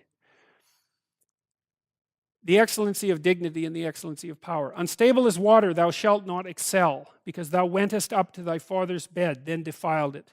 He went up to my couch." You may remember that Reuben slept with his father's concubine. "Simeon and Levi are brethren. Instruments of cruelty are in their habitations." So that painting there, what happened with Simeon and Levi was that somebody lay with their sister Dinah and then offered to marry her, and then became circumcised because that was part of the deal, and then had all their men circumcised, and then Simeon and Levi went in when they were recovering and killed them all. And then Jacob and all his people had to leave because, well, that irritated their relatives. So Simeon and Levi are brethren. Instruments of cruelty are in their habitations. O my soul, come not thou into their secret. Unto their assembly mine honor, be not thou united. For in their anger they slew a man, and in their self-will they digged down a wall. Cursed be their anger, for it was fierce, and their wrath, for it was cruel. I will divide them in Jacob, and scatter them in Israel. Judah, thou art he whom my brethren shall praise. Thy hand shall be in the neck of thine enemies. Thy father's children shall bow down before thee. Judah is a lion's whelp. From the prey, my son, thou art gone up. He stooped down. He couched as a lion, and as an old lion. Who shall rouse him up? The scepter shall not depart from Judah, nor a lawgiver from between his feet, until Shiloh come. And unto him shall the gathering of the people be. Joseph is a fruitful bough, even a fruitful bough by a well, whose branches run over the wall. The archers have sorely grieved him, and shot at him, and hated him. But his bow abode in strength, and the arms of his hands were made strong by the hands of the mighty God of Jacob. For thence is the shepherd, the stone of Israel. Even by the God of thy father, who shall help thee, and by the Almighty, who shall bless thee with the blessings of heavens above, blessings of the deep that lieth under, blessings of the beasts, breasts, and of the womb. The blessings of thy father have prevailed above the blessings of my progenitors unto the utmost bound of the everlasting hills. They shall be on the head of Joseph, and on the crown of the head of him that was separate from his brethren. All these are the 12 tribes of Israel. And this is it, that their father spake unto them and blessed them, every one according to his blessing. He blessed them. So that what we see here is an echo, in some sense, of what happens in the Mesopotamian creation story. When in the Mesopotamian creation story, there's the dragon of chaos, Tiamat, and her consort, Apsu, fresh water and salt water, respectively, and they're mingled together, and that combination of chaos and order gives rise to the first assembly of the ancient gods. And then the ancient gods kill Apsu casually and foolishly, and enrage Tiamat with their foolishness and ignorance, and she comes back with a vengeance. In the meantime, and then she produces this huge army of monsters and puts Kingu, the worst of the monsters, at its head, and then decides she's going to take out her creation. And so that's a little warning from 3,000 years ago about foolishly undermining your tradition. So, anyways, the gods, in their frenzy, go out and try to fight against Tiamat, and they come back with their tails between their legs continually. But then a new god appears on the scene, and that's Marduk. He's got eyes all the way around his head, and he can speak words of magic. And they know that there's something new about this newest god. It's his capacity for vision and his capacity for articulate speech. And so they say, well, why don't you go out and try to deal with the chaos? And Marduk says, yeah, okay, no problem, but here's the deal. You elect me top god, and now I determine the destiny of the world. And so they're desperate because, like, Tiamat is coming to get them. That's chaos with the worst of all possible monsters. They're probably thinking he's not going to win anyways. And so they agree, and out he goes, and he confronts Tiamat, who's the goddess of chaos, and he cuts her into pieces, and he makes the world out of her pieces. And one of his names is He Who Makes Ingenious Things Out of the Combat with Tiamat, which is so interesting. That's a remarkable bit of nomenclature. So who should be at the pinnacle? The force that sees and speaks and goes out to confront chaos voluntarily. You know how many years it took people to figure that out? That's like the pinnacle discovery of humanity. That's what that is. And it's echoed here. You know, you see Simeon and Levi, they're too angry. The other brothers, they all have flaws and faults of various sorts. And so they're not elevated to the highest place. But Joseph, because he has his coat of many colors, and because he lands on his feet no matter where he goes, and because he's not resentful and bitter and malevolent and genocidal, and he's not shaking his fist at the sky or yelling at God because of Trump, let's say, then he's the right representative of the 12 tribes. And so that's brilliant. It's a brilliant story. All these are the 12 tribes of Israel, and this is it, that their father spake unto them and blessed them, every one according to his blessing, he blessed them. And when Jacob had made an end of commanding his son, so it's the last thing he does to state, he knows that these are the 12 tribes that will progress into the future of this people. And now he's trying the last thing he does is to try to hierarchically organize their relative virtues as an indication of what has been learned. And when Jacob has made an end of commanding his sons, he gathered up his feet into the bed and yielded up the ghost and was gathered unto his people. And Joseph fell upon his father's face and wept upon him and kissed him. And Joseph commanded his servants, the physicians, to embalm his father, and the physicians embalmed Israel. And when the days of his mourning were past, Joseph spake unto the house of Pharaoh, saying, If now I have found grace in your eyes, speak, I pray you, in the ears of Pharaoh, saying, My father made me swear, saying, Lo, I die, in my grave which I have digged for me in the land of Canaan, there shalt thou bury me. Now therefore let me go up, I pray thee, and bury my father, and I will come again. And Pharaoh said, Go up and bury thy father, according as he made thee swear. For his sons carried him into the land of Canaan, and buried him in the cave of the field of Machpelah, which Abraham bought with the field for a possession of burying place of Ephron the Hittite before Mamre. And Joseph returned unto Egypt, he and his brethren, and all that went up to him, and all that went up with him to bury his father after he had buried his father. And when Joseph's brethren saw that their father was dead, they said, Joseph will now hate us, and will certainly pay back to us all the evil which we did unto him.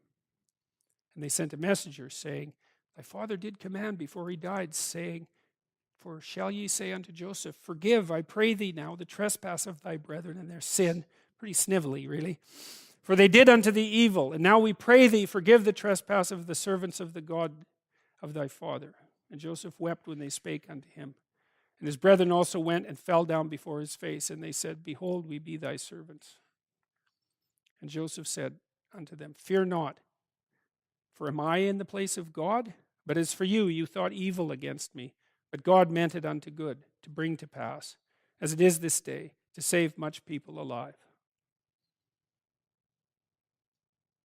Now therefore fear ye not, I will nourish you and your little ones. And he comforted them and spake kindly unto them.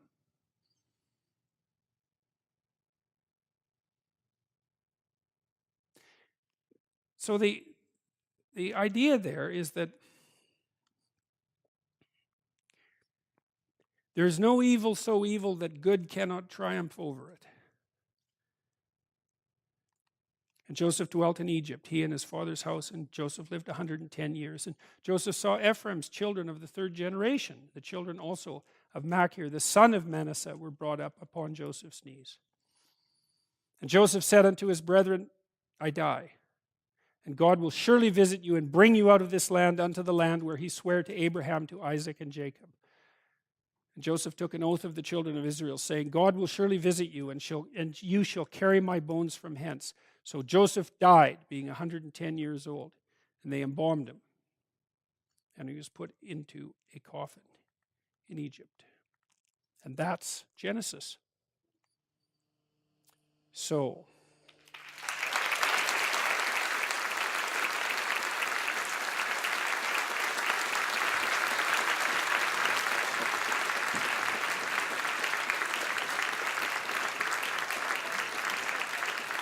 thank you all for persevering.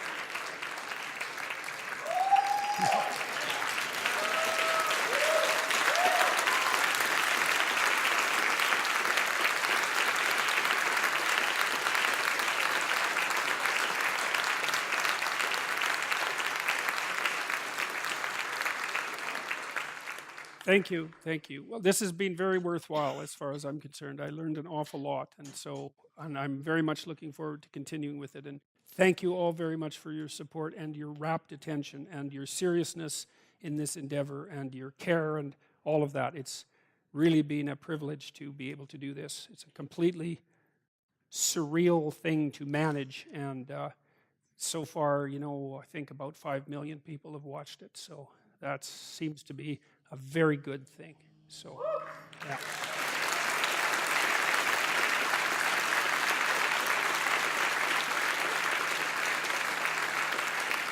Okay, so I'm going to ask the questioners, if you've asked a question in the last 3 sessions, please don't ask a question today, because I never get through everyone, and so I'd like to have some questions from people that I haven't answered questions from before, if that's okay. Hi, Professor Peterson. Just a 2-second thank you very much from my community and the Jewish community. So many people have been inspired by you to be better people, and I wouldn't be able to speak to you without saying that, so thank you very much. A couple of things. The first thing I wanted to do is make a quick comment that you might find interesting, that in the Jewish astrological calendar, we read the yearly cycle of the 5 books of Moses, and it just so happens that we are reading this part of the Torah story. So I found that very interesting. That's cool. And synchronistic. Yeah. Which brings me into a question that I wanted to ask you about, which is one question with 2 parts, about your knowledge of Hebrew.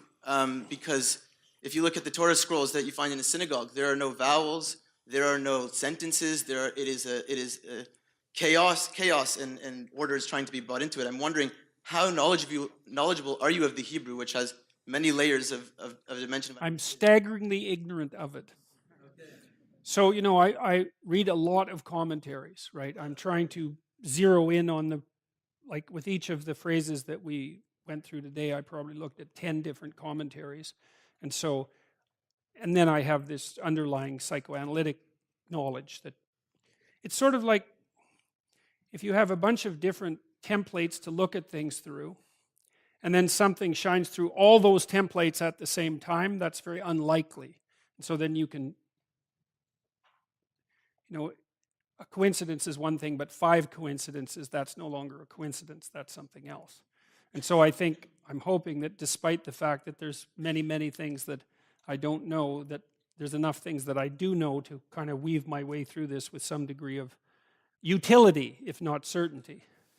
Yeah, because which is the second part, which I guess maybe you don't know, but the Midrashic, the Jewish oral stories that date back almost as long as these stories, which fill in a lot of mind-blowingly crazy, random, and so many details about these stories, and I was just wondering if you had encountered any of them before. I've encountered some of them, but again, it's well, as you know, it's a very, very rich tradition, and so I haven't encountered enough of it. Were you thinking of anything in specifically in relationship to this story? Not in particular. I actually forgot it. I was intending to bring you a book of Midrashic stories. Well, that's a hell of a thing to say now. Well, it just, I don't know. I felt like I had to say that. But yeah, maybe for the Exodus version, I'll bring you the book. All right, that would be good. Yeah, okay. Hi, Dr. Peterson. I would just like to ask you to please talk about what Jung called a psychic death, also known as an ego death. Okay, say that again. Would you please talk about what Jung referred to as a psychic death, also called an ego death? That's what happens when someone who loves you betrays you. Right? So imagine that, like, the world is complicated beyond comprehension, right? And you only see a very little bit of it. And the way you structure your understanding is you make assumptions about things, and they're simplifying assumptions. So if you trust someone, you reduce their complexity massively, right? Because, like, let's say we were married, then there's a whole bunch of ways that you're going to act that are going to be simpler. Okay, so then I can tolerate being around you in some sense because you're not everything at once. Now, those simplifying structures are hierarchically assembled, and some of them are far more important than others. Trust is one of them, especially trust in loved ones, family members, which is why betrayal by a family member is really catastrophic, because it destabilizes your past, right? All the memories you have. It destabilizes your present. It destabilizes your future. It shakes your faith in human beings, including yourself. And everything collapses. And that's an ego death. And so, now underneath the ego, as far as Jung was concerned, was another structure that he called the self. And the self is the thing that remains constant across ego deaths. But it's deeper and less personal. It's archetypal. And it's the thing that the ego collapses into when it collapses, and then that rebuilds the ego. Something like that across time. But that's what an ego death is. Now, there's variants of that, because you can have a voluntary or an involuntary ego death. And a voluntary ego death is when you learn a bunch and you're willing to let go. So that would be your own immolation. It's like you're a phoenix and you're lighting yourself on fire. That's a much better idea, even though it can still be really harsh. The involuntary ego deaths, they're really hard on people. People will do almost anything to stop that from happening, which is partly why they fight to maintain their group-fostered axiomatic simplifications. It's not surprising, because you lose like that ego death is a journey into the underworld, or it's a collapse into chaos. And that's not so bad if you do it purposefully. But in the Pinocchio story, for example, that's exemplified by Pinocchio going down to the depths to rescue his father from the whale. Now, he does that voluntarily, but it damn near kills him, right? I mean, first of all, he hardly gets out of the whale. Second, he actually drowns and dies, but he comes back to life. So even if you do it voluntarily, it's still, well, it's just better than doing it involuntarily, which is the other alternative. So that's what it is. You bet.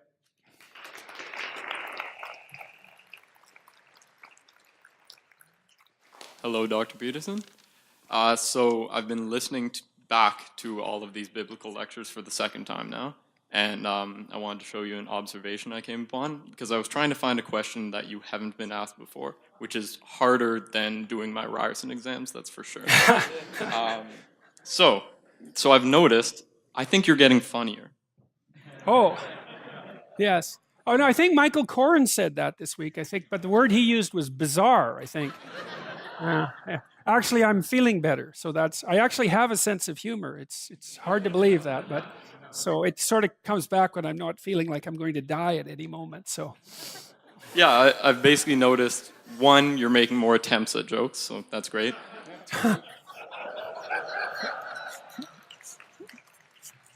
Well, thank you. Two, those jokes are landing more often. Oh, right? But then there's this third element, which I think was what Steve Martin quit because of, which is that I think the audience is anticipating jokes more, and they're actually, I've noticed people laughing more at things that aren't intending to be jokes. So I was just wondering what you make of that, and they're intended. I'm hoping they're intended. Just because I keep a straight face doesn't mean they're not intended to be jokes. So, yeah. No, it's good. Look, one of the things is, like, and I've tried to keep this, I learned a while ago, probably about 5 years ago, that even when you're dealing with really serious matters, that if you're not handling it with a light touch, you're not an expert at it. You're not a master at it. And you think, well, there are some things that are so deep and dark that you can't handle them with a light touch. And that's actually not true. That doesn't mean you make light of them. It doesn't mean anything like that. It's that you don't, it's minimal necessary force. It's something like that. You don't hit it any harder than you have to. And it's an art when you're discussing serious matters. And so, well, one of the upshots of that is that because we're discussing serious matters and because serious matters are being discussed in the culture at large right now, it would be really good if everybody could keep their sense of humor. You know, and I see positive signs of that, like there's a lot of satirical activity on the net, you know, and that could easily catalyze into horror mob, but it isn't. It is, you know, that's happening to some degree, but a lot of it's satire and comedy, and as long as we can keep a sense of humor about this, then I think, well, we're not as close to disaster as we might be. And so one of the things that I have found rather ominous is that there are comedians, first of all, being persecuted under free speech restriction legislation, which I think is absolutely appalling, but also that there are comedians now who won't perform on university campuses. John Cleese won't. Seinfeld, that's like, well, you know how offensive he is. It's no wonder that, I mean, he's like the straightest, nicest comedian you could possibly imagine. He won't perform on college campuses. I think Louis C.K. won't perform on, or anywhere else for that matter. But it's a bad sign. But no, humor is good. And it's interesting because I've been kind of watching how I'm represented on the web, weirdly enough. And there's all these memes that have emerged. I don't know, thousands of the bloody things. And most of them are comical. And that's good. Like people they're whatever it is that they're doing, I don't know what the hell it is, but it's being done with a relatively light touch, and that's really, really good. That's how it should be. You got to have a sense of humor. I mean, it's one of the things that makes life bearable. So, or maybe even better than bearable. So, you bet.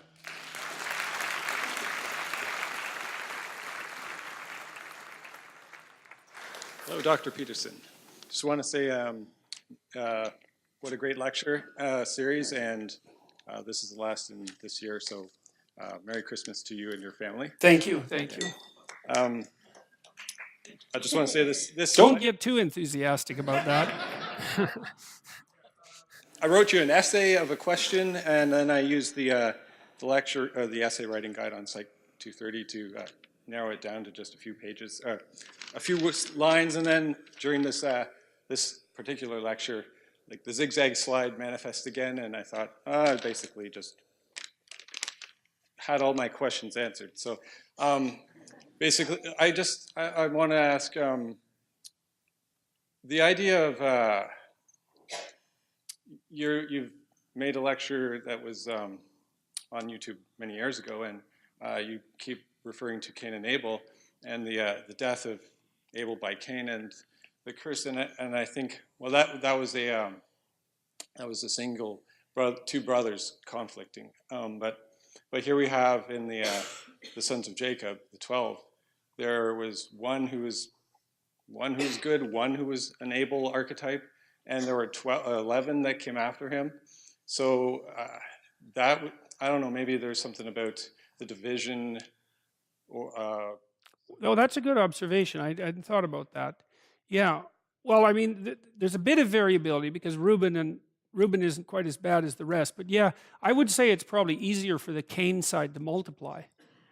Luckily, it's not as powerful because it doesn't do anything. Like it Yes, and you know, Jung was often accused of Manichaeanism. Sorry, maybe I'm not pronouncing that properly, but there was a variant of Christian dogma that held that good and evil were separate metaphysical realities, and that they were battling for governance of the cosmos, something like that. But they both had an independent existence. And the classical Christian idea, which won out over that, was that no, that good was real, but evil was the absence of good. Now that produced the absence of good produces all sorts of consequences. And it is interesting to read Jung because he does get kind of Manichaean in his discussions. And I think it was partly because he was so concerned about what happened in Nazi Germany and then with Cold War afterwards, because evil seemed to be a palpable force. But I don't think that it's as powerful as good. But I do think it's easier for it to multiply because it's the easier path. It's easy to be resentful and hostile and bitter and do nothing. That's easy. It's horrible and it's hard on people, but it doesn't require a tremendous amount of faith or effort. So maybe that is why it's multiplied in the final story in Genesis. Yeah, and I've been reading ahead, and for my own, based on the interest of the presented stories, and I keyed in on a few other books and chapters in the Bible, like 1 Corinthians 13, which is the love chapter, and that cycles through the idea of I can have all things in life, knowledge, power, but it's all passing, and now and forever are faith, hope, and love, and then of course love triumphs over all. Yeah, well, the love issue. See, I thought a lot about the relationship between love and truth because I've thought and talked a lot more about truth, and I think partly that's because love is a word that you can hardly even say because it's been so. It's like it's been dragged behind a car through mud puddles. It's something like that. But sorry, let me just finish elaborating this idea. But I think that the love idea is associated with, for me at least, with what I discussed at the beginning of this lecture with regards to faith. I think you have to make a decision about what your attitude towards being is going to be. And the proper attitude, in my estimation, is that you're working for its betterment. And so maybe you have the same attitude towards being as you do towards someone that you love, like a son or a daughter or wife, that you want things to be better. And so that's your aim. So the aim is motivated by love. You want things to be better. Because I think that's a good definition of love. Like, if you really care for someone, you can tell because you want things to be better for them. And then I think truth is nested inside that because I think that truth is the best servant of love. It's something like that.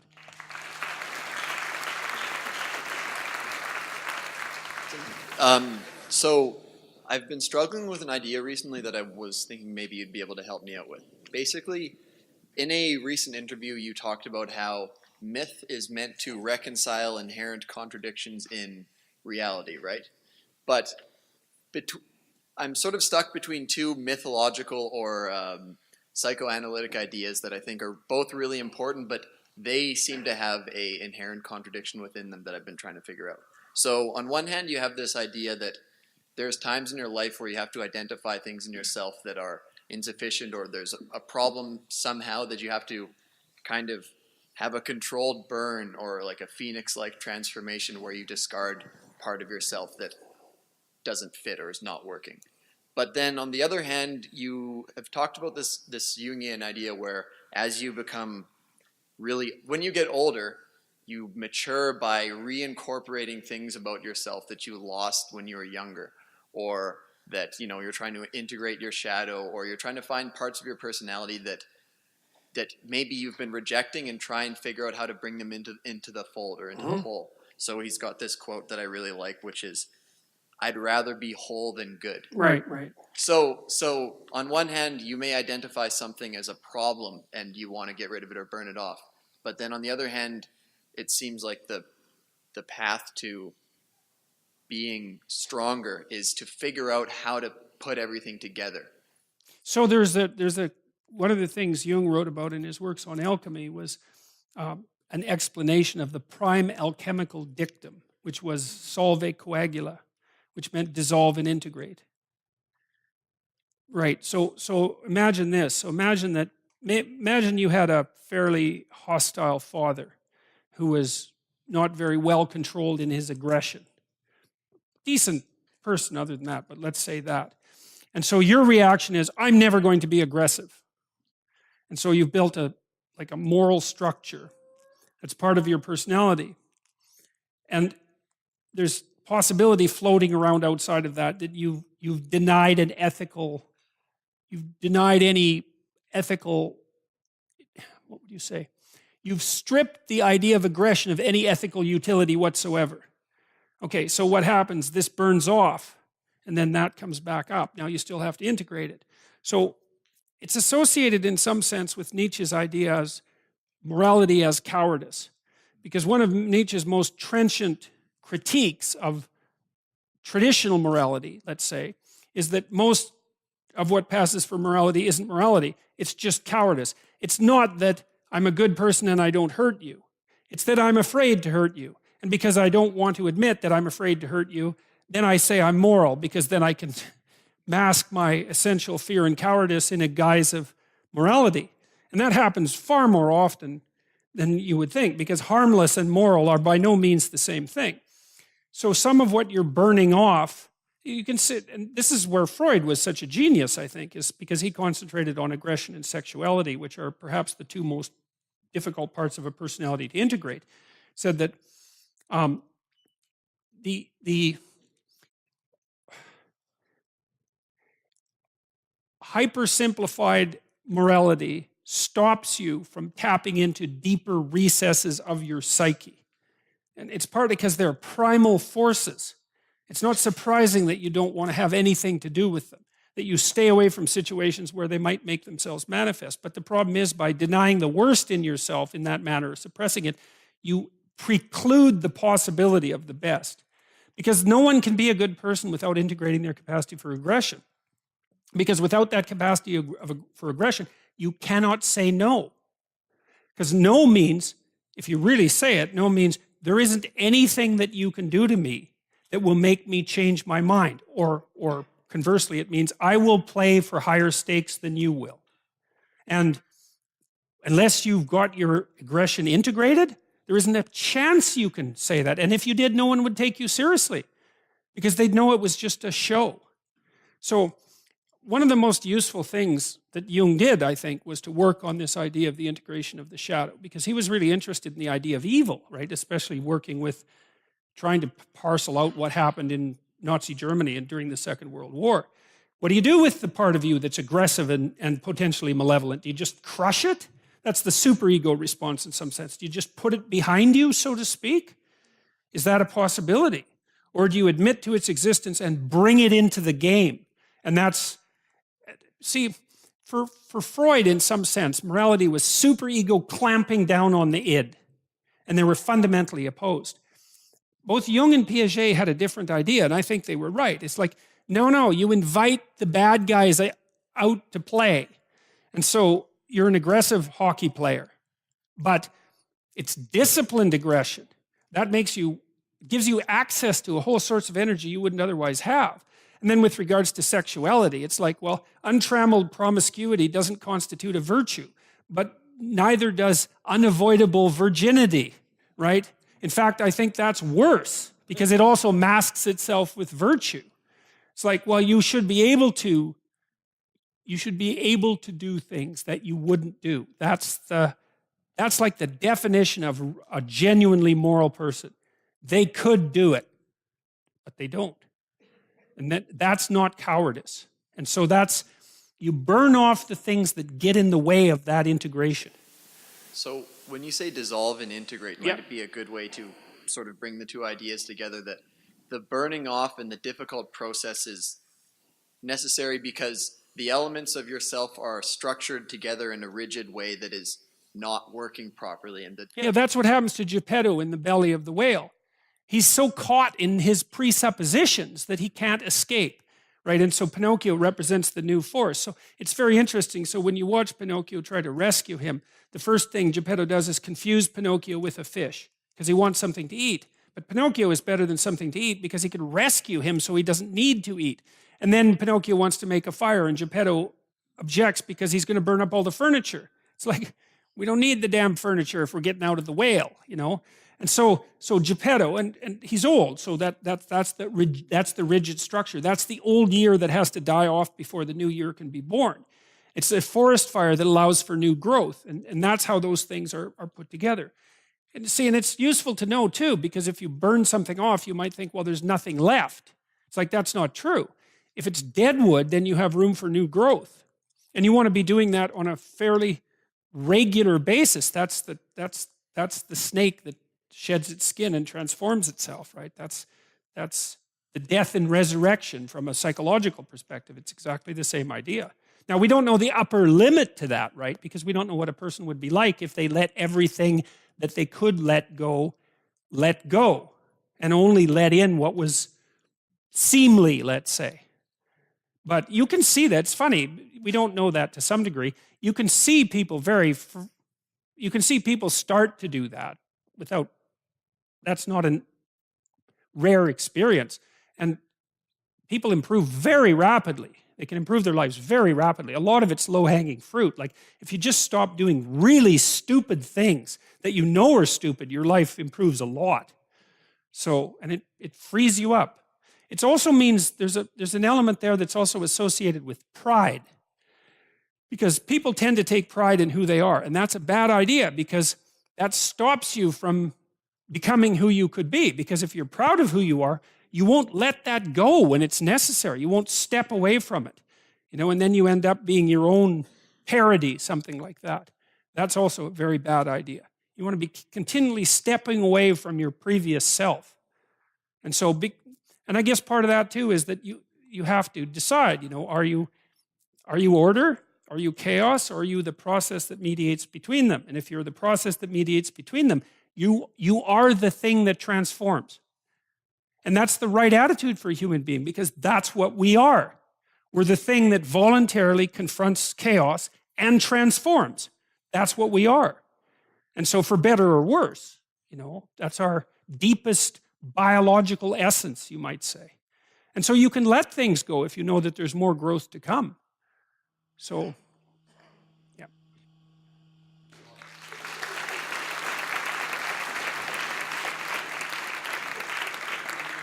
One more. Thank you for your time, and thank you for spending your time with all of us. Hey, my pleasure. It's been a pleasure.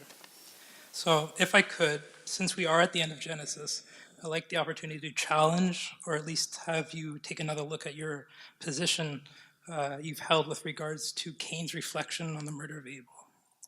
I bring this up because it's actually a part of Genesis that has bothered me for a while, and it's not because it's not as straightforward as it's presented usually, and I've been wrestling with it. So in this series, as well as in a couple of your Maps of Meaning lectures, you summarized it something to the effect of Cain coming to the conclusion that what he did leads to a punishment which is more than he believes he can face, which I believe to be born out of a natural reading of specific translation choices incorrectly made, innocently made by editors just for readability's sake. So in Genesis 4:13, Cain does not say, "My punishment is greater than I can bear."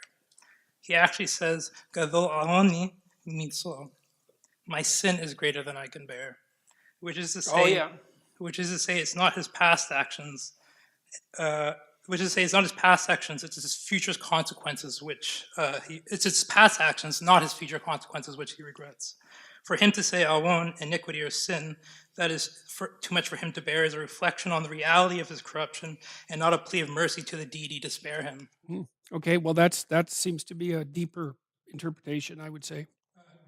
And I think that's the same line of reasoning that Dostoevsky pursued in Crime and Punishment, right? Because in Crime and Punishment, Raskolnikov gets away with murder, and then he cannot stand it. He cannot stand that he did it because he's no longer the same person. But even more, he cannot stand that he got away with it. So that's more in keeping with that interpretation. So this also is reflected in the following verse in 4:14, where he states the consequences of his actions, mainly that God's presence will be hidden from him and that he will be killed. The verse opens with the word "hain," which means indeed, more or less, and denotes a sense of acceptance and not a complaint. It is the difference between saying, "Oh no, will God now hide his face from me and will I be hunted?" versus, "Of course God will hide his face from me and I will be hunted and killed." Which I've been wrestling with and have taken away to possibly mean that there are sins that we can do that will just push us too far. Well, okay, there are, well, okay. So one of the things that you see in post-traumatic stress disorder situations, for example, is that people view themselves doing something so terrible, they don't know how to put it right. So you could say under those circumstances, the face of God is hidden from them because they cannot atone for it. They cannot reconcile themselves to it. It's there all the time. And they can't see anything good beyond it. It's hell, essentially. And so, I mean, sometimes when you're working with people with post-traumatic stress disorder, you kind of initiate them into a philosophy of good and evil so that they can see when Joseph talks to his brothers and they've got all this guilt, right? And he doesn't want them to have more guilt than necessary to fix themselves because it just burdens them otherwise. He says, look, don't forget, yeah, it was you, but it's also God's doing. And I had a client once who had obsessive compulsive disorder, and he was a very smart guy. He also happened to work in a radioactive lab that had a lot of radioactive materials, which wasn't the best place for someone with OCD. And he was worried that he would make some mistake, and this is very common with OCD, that would result in someone's suffering, which you will. You'll do that.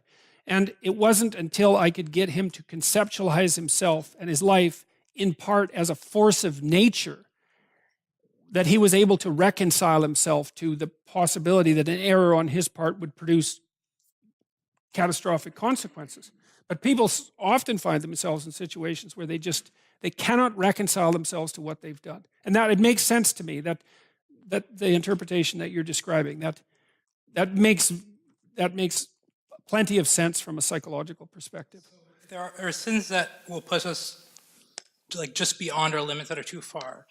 But there are also no consequences to our actions that are devoid of a truth we can accept and learn from. And this is what I've kind of delved out of this bit with Cain and Abel. So if this is the case, why then does it take us so long and with so much self-denial before we accept personal responsibility when faced with tragedy, especially when it's self-inflicted? Well, I don't think you want to underestimate the contribution of just sheer difficulty. Like, let's say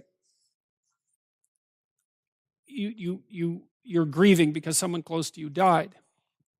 It's like, well, it isn't just that you've lost them, although that's a big part of it. It's that you have to rebuild yourself. And it's really hard to do that. So, and it's sort of proportional to the significance of your error. So if you commit an error and then you recognize that it's an error, if it's a sort of surface error, it's like, well, you can just touch up the paint. But sometimes the whole understructure is just rotten. And then you don't know what to do. And then, so that's one problem. It's just sheer bloody difficulty. And I see this with people very often. It's like they're at a point in their divorce, let's say, and they don't know what to do. They cannot solve the problem. It's too complicated. They just don't have the resources. And maybe they've squandered some of their resources as well, but sometimes they just don't have the resources. And then if you add to that error and sin and malevolence and blindness and all those other things, there's a guy named Thomas Saz who wrote this really interesting article in the 1960s, a book actually called The Myth of Mental Illness. And it was classic reading for clinical psychologists when I was training. And the reason for that is that Saz pointed out, and this is true, is that lots of times if you're a psychotherapist, people don't come to you because they have mental illnesses. They come to you because they have insoluble problems in their life. Like maybe they've had a 2-year affair at work. Their wife is alcoholic, and they have and their father has Alzheimer's disease. It's like they just don't know what to do. It's too much. Now, they shouldn't have had the affair, so there's a moral issue. And maybe they should have intervened in the alcoholism in the family. Maybe they used their wife's alcoholism as an excuse to have the affair. Like these things get very tangled. It's so bloody complicated that people can't untangle it. So, and I would say that's in keeping with the interpretation that you laid forth with regards to Cain. It sounds like it's one of the reasons why it's so useful to read multiple translations, right? Because nuances matter. It sounds to me from that description that he actually woke up at least briefly and noticed what he did and said, there's no coming back from this. And you can easily get places that you do not know how to come back from. Now, they say, well, all things are possible with God, and there's always the possibility of redemption, no matter how serious the sin. But I'll tell you, sometimes people have no idea how to get back from where they went. Well, and you can understand often why people wouldn't do that, right? Yeah, well, That's a funny thing, because one of the things Carl Rogers said too about psychotherapy is that you can't do psychotherapy with someone who hasn't recognized that they have a problem. So it's a massive thing to recognize that you have a problem, and it does open the door perhaps to recovery. But it also means that you've recognized that you have a problem, and that can be very, very, it's the desert, right? You're out of the tyranny, but you're in the desert, and the sun's beating down on you, and there's no necessary reason to presume that you're going to survive. So, Thank you. Have a good night and stay Yep. warm. thank you all.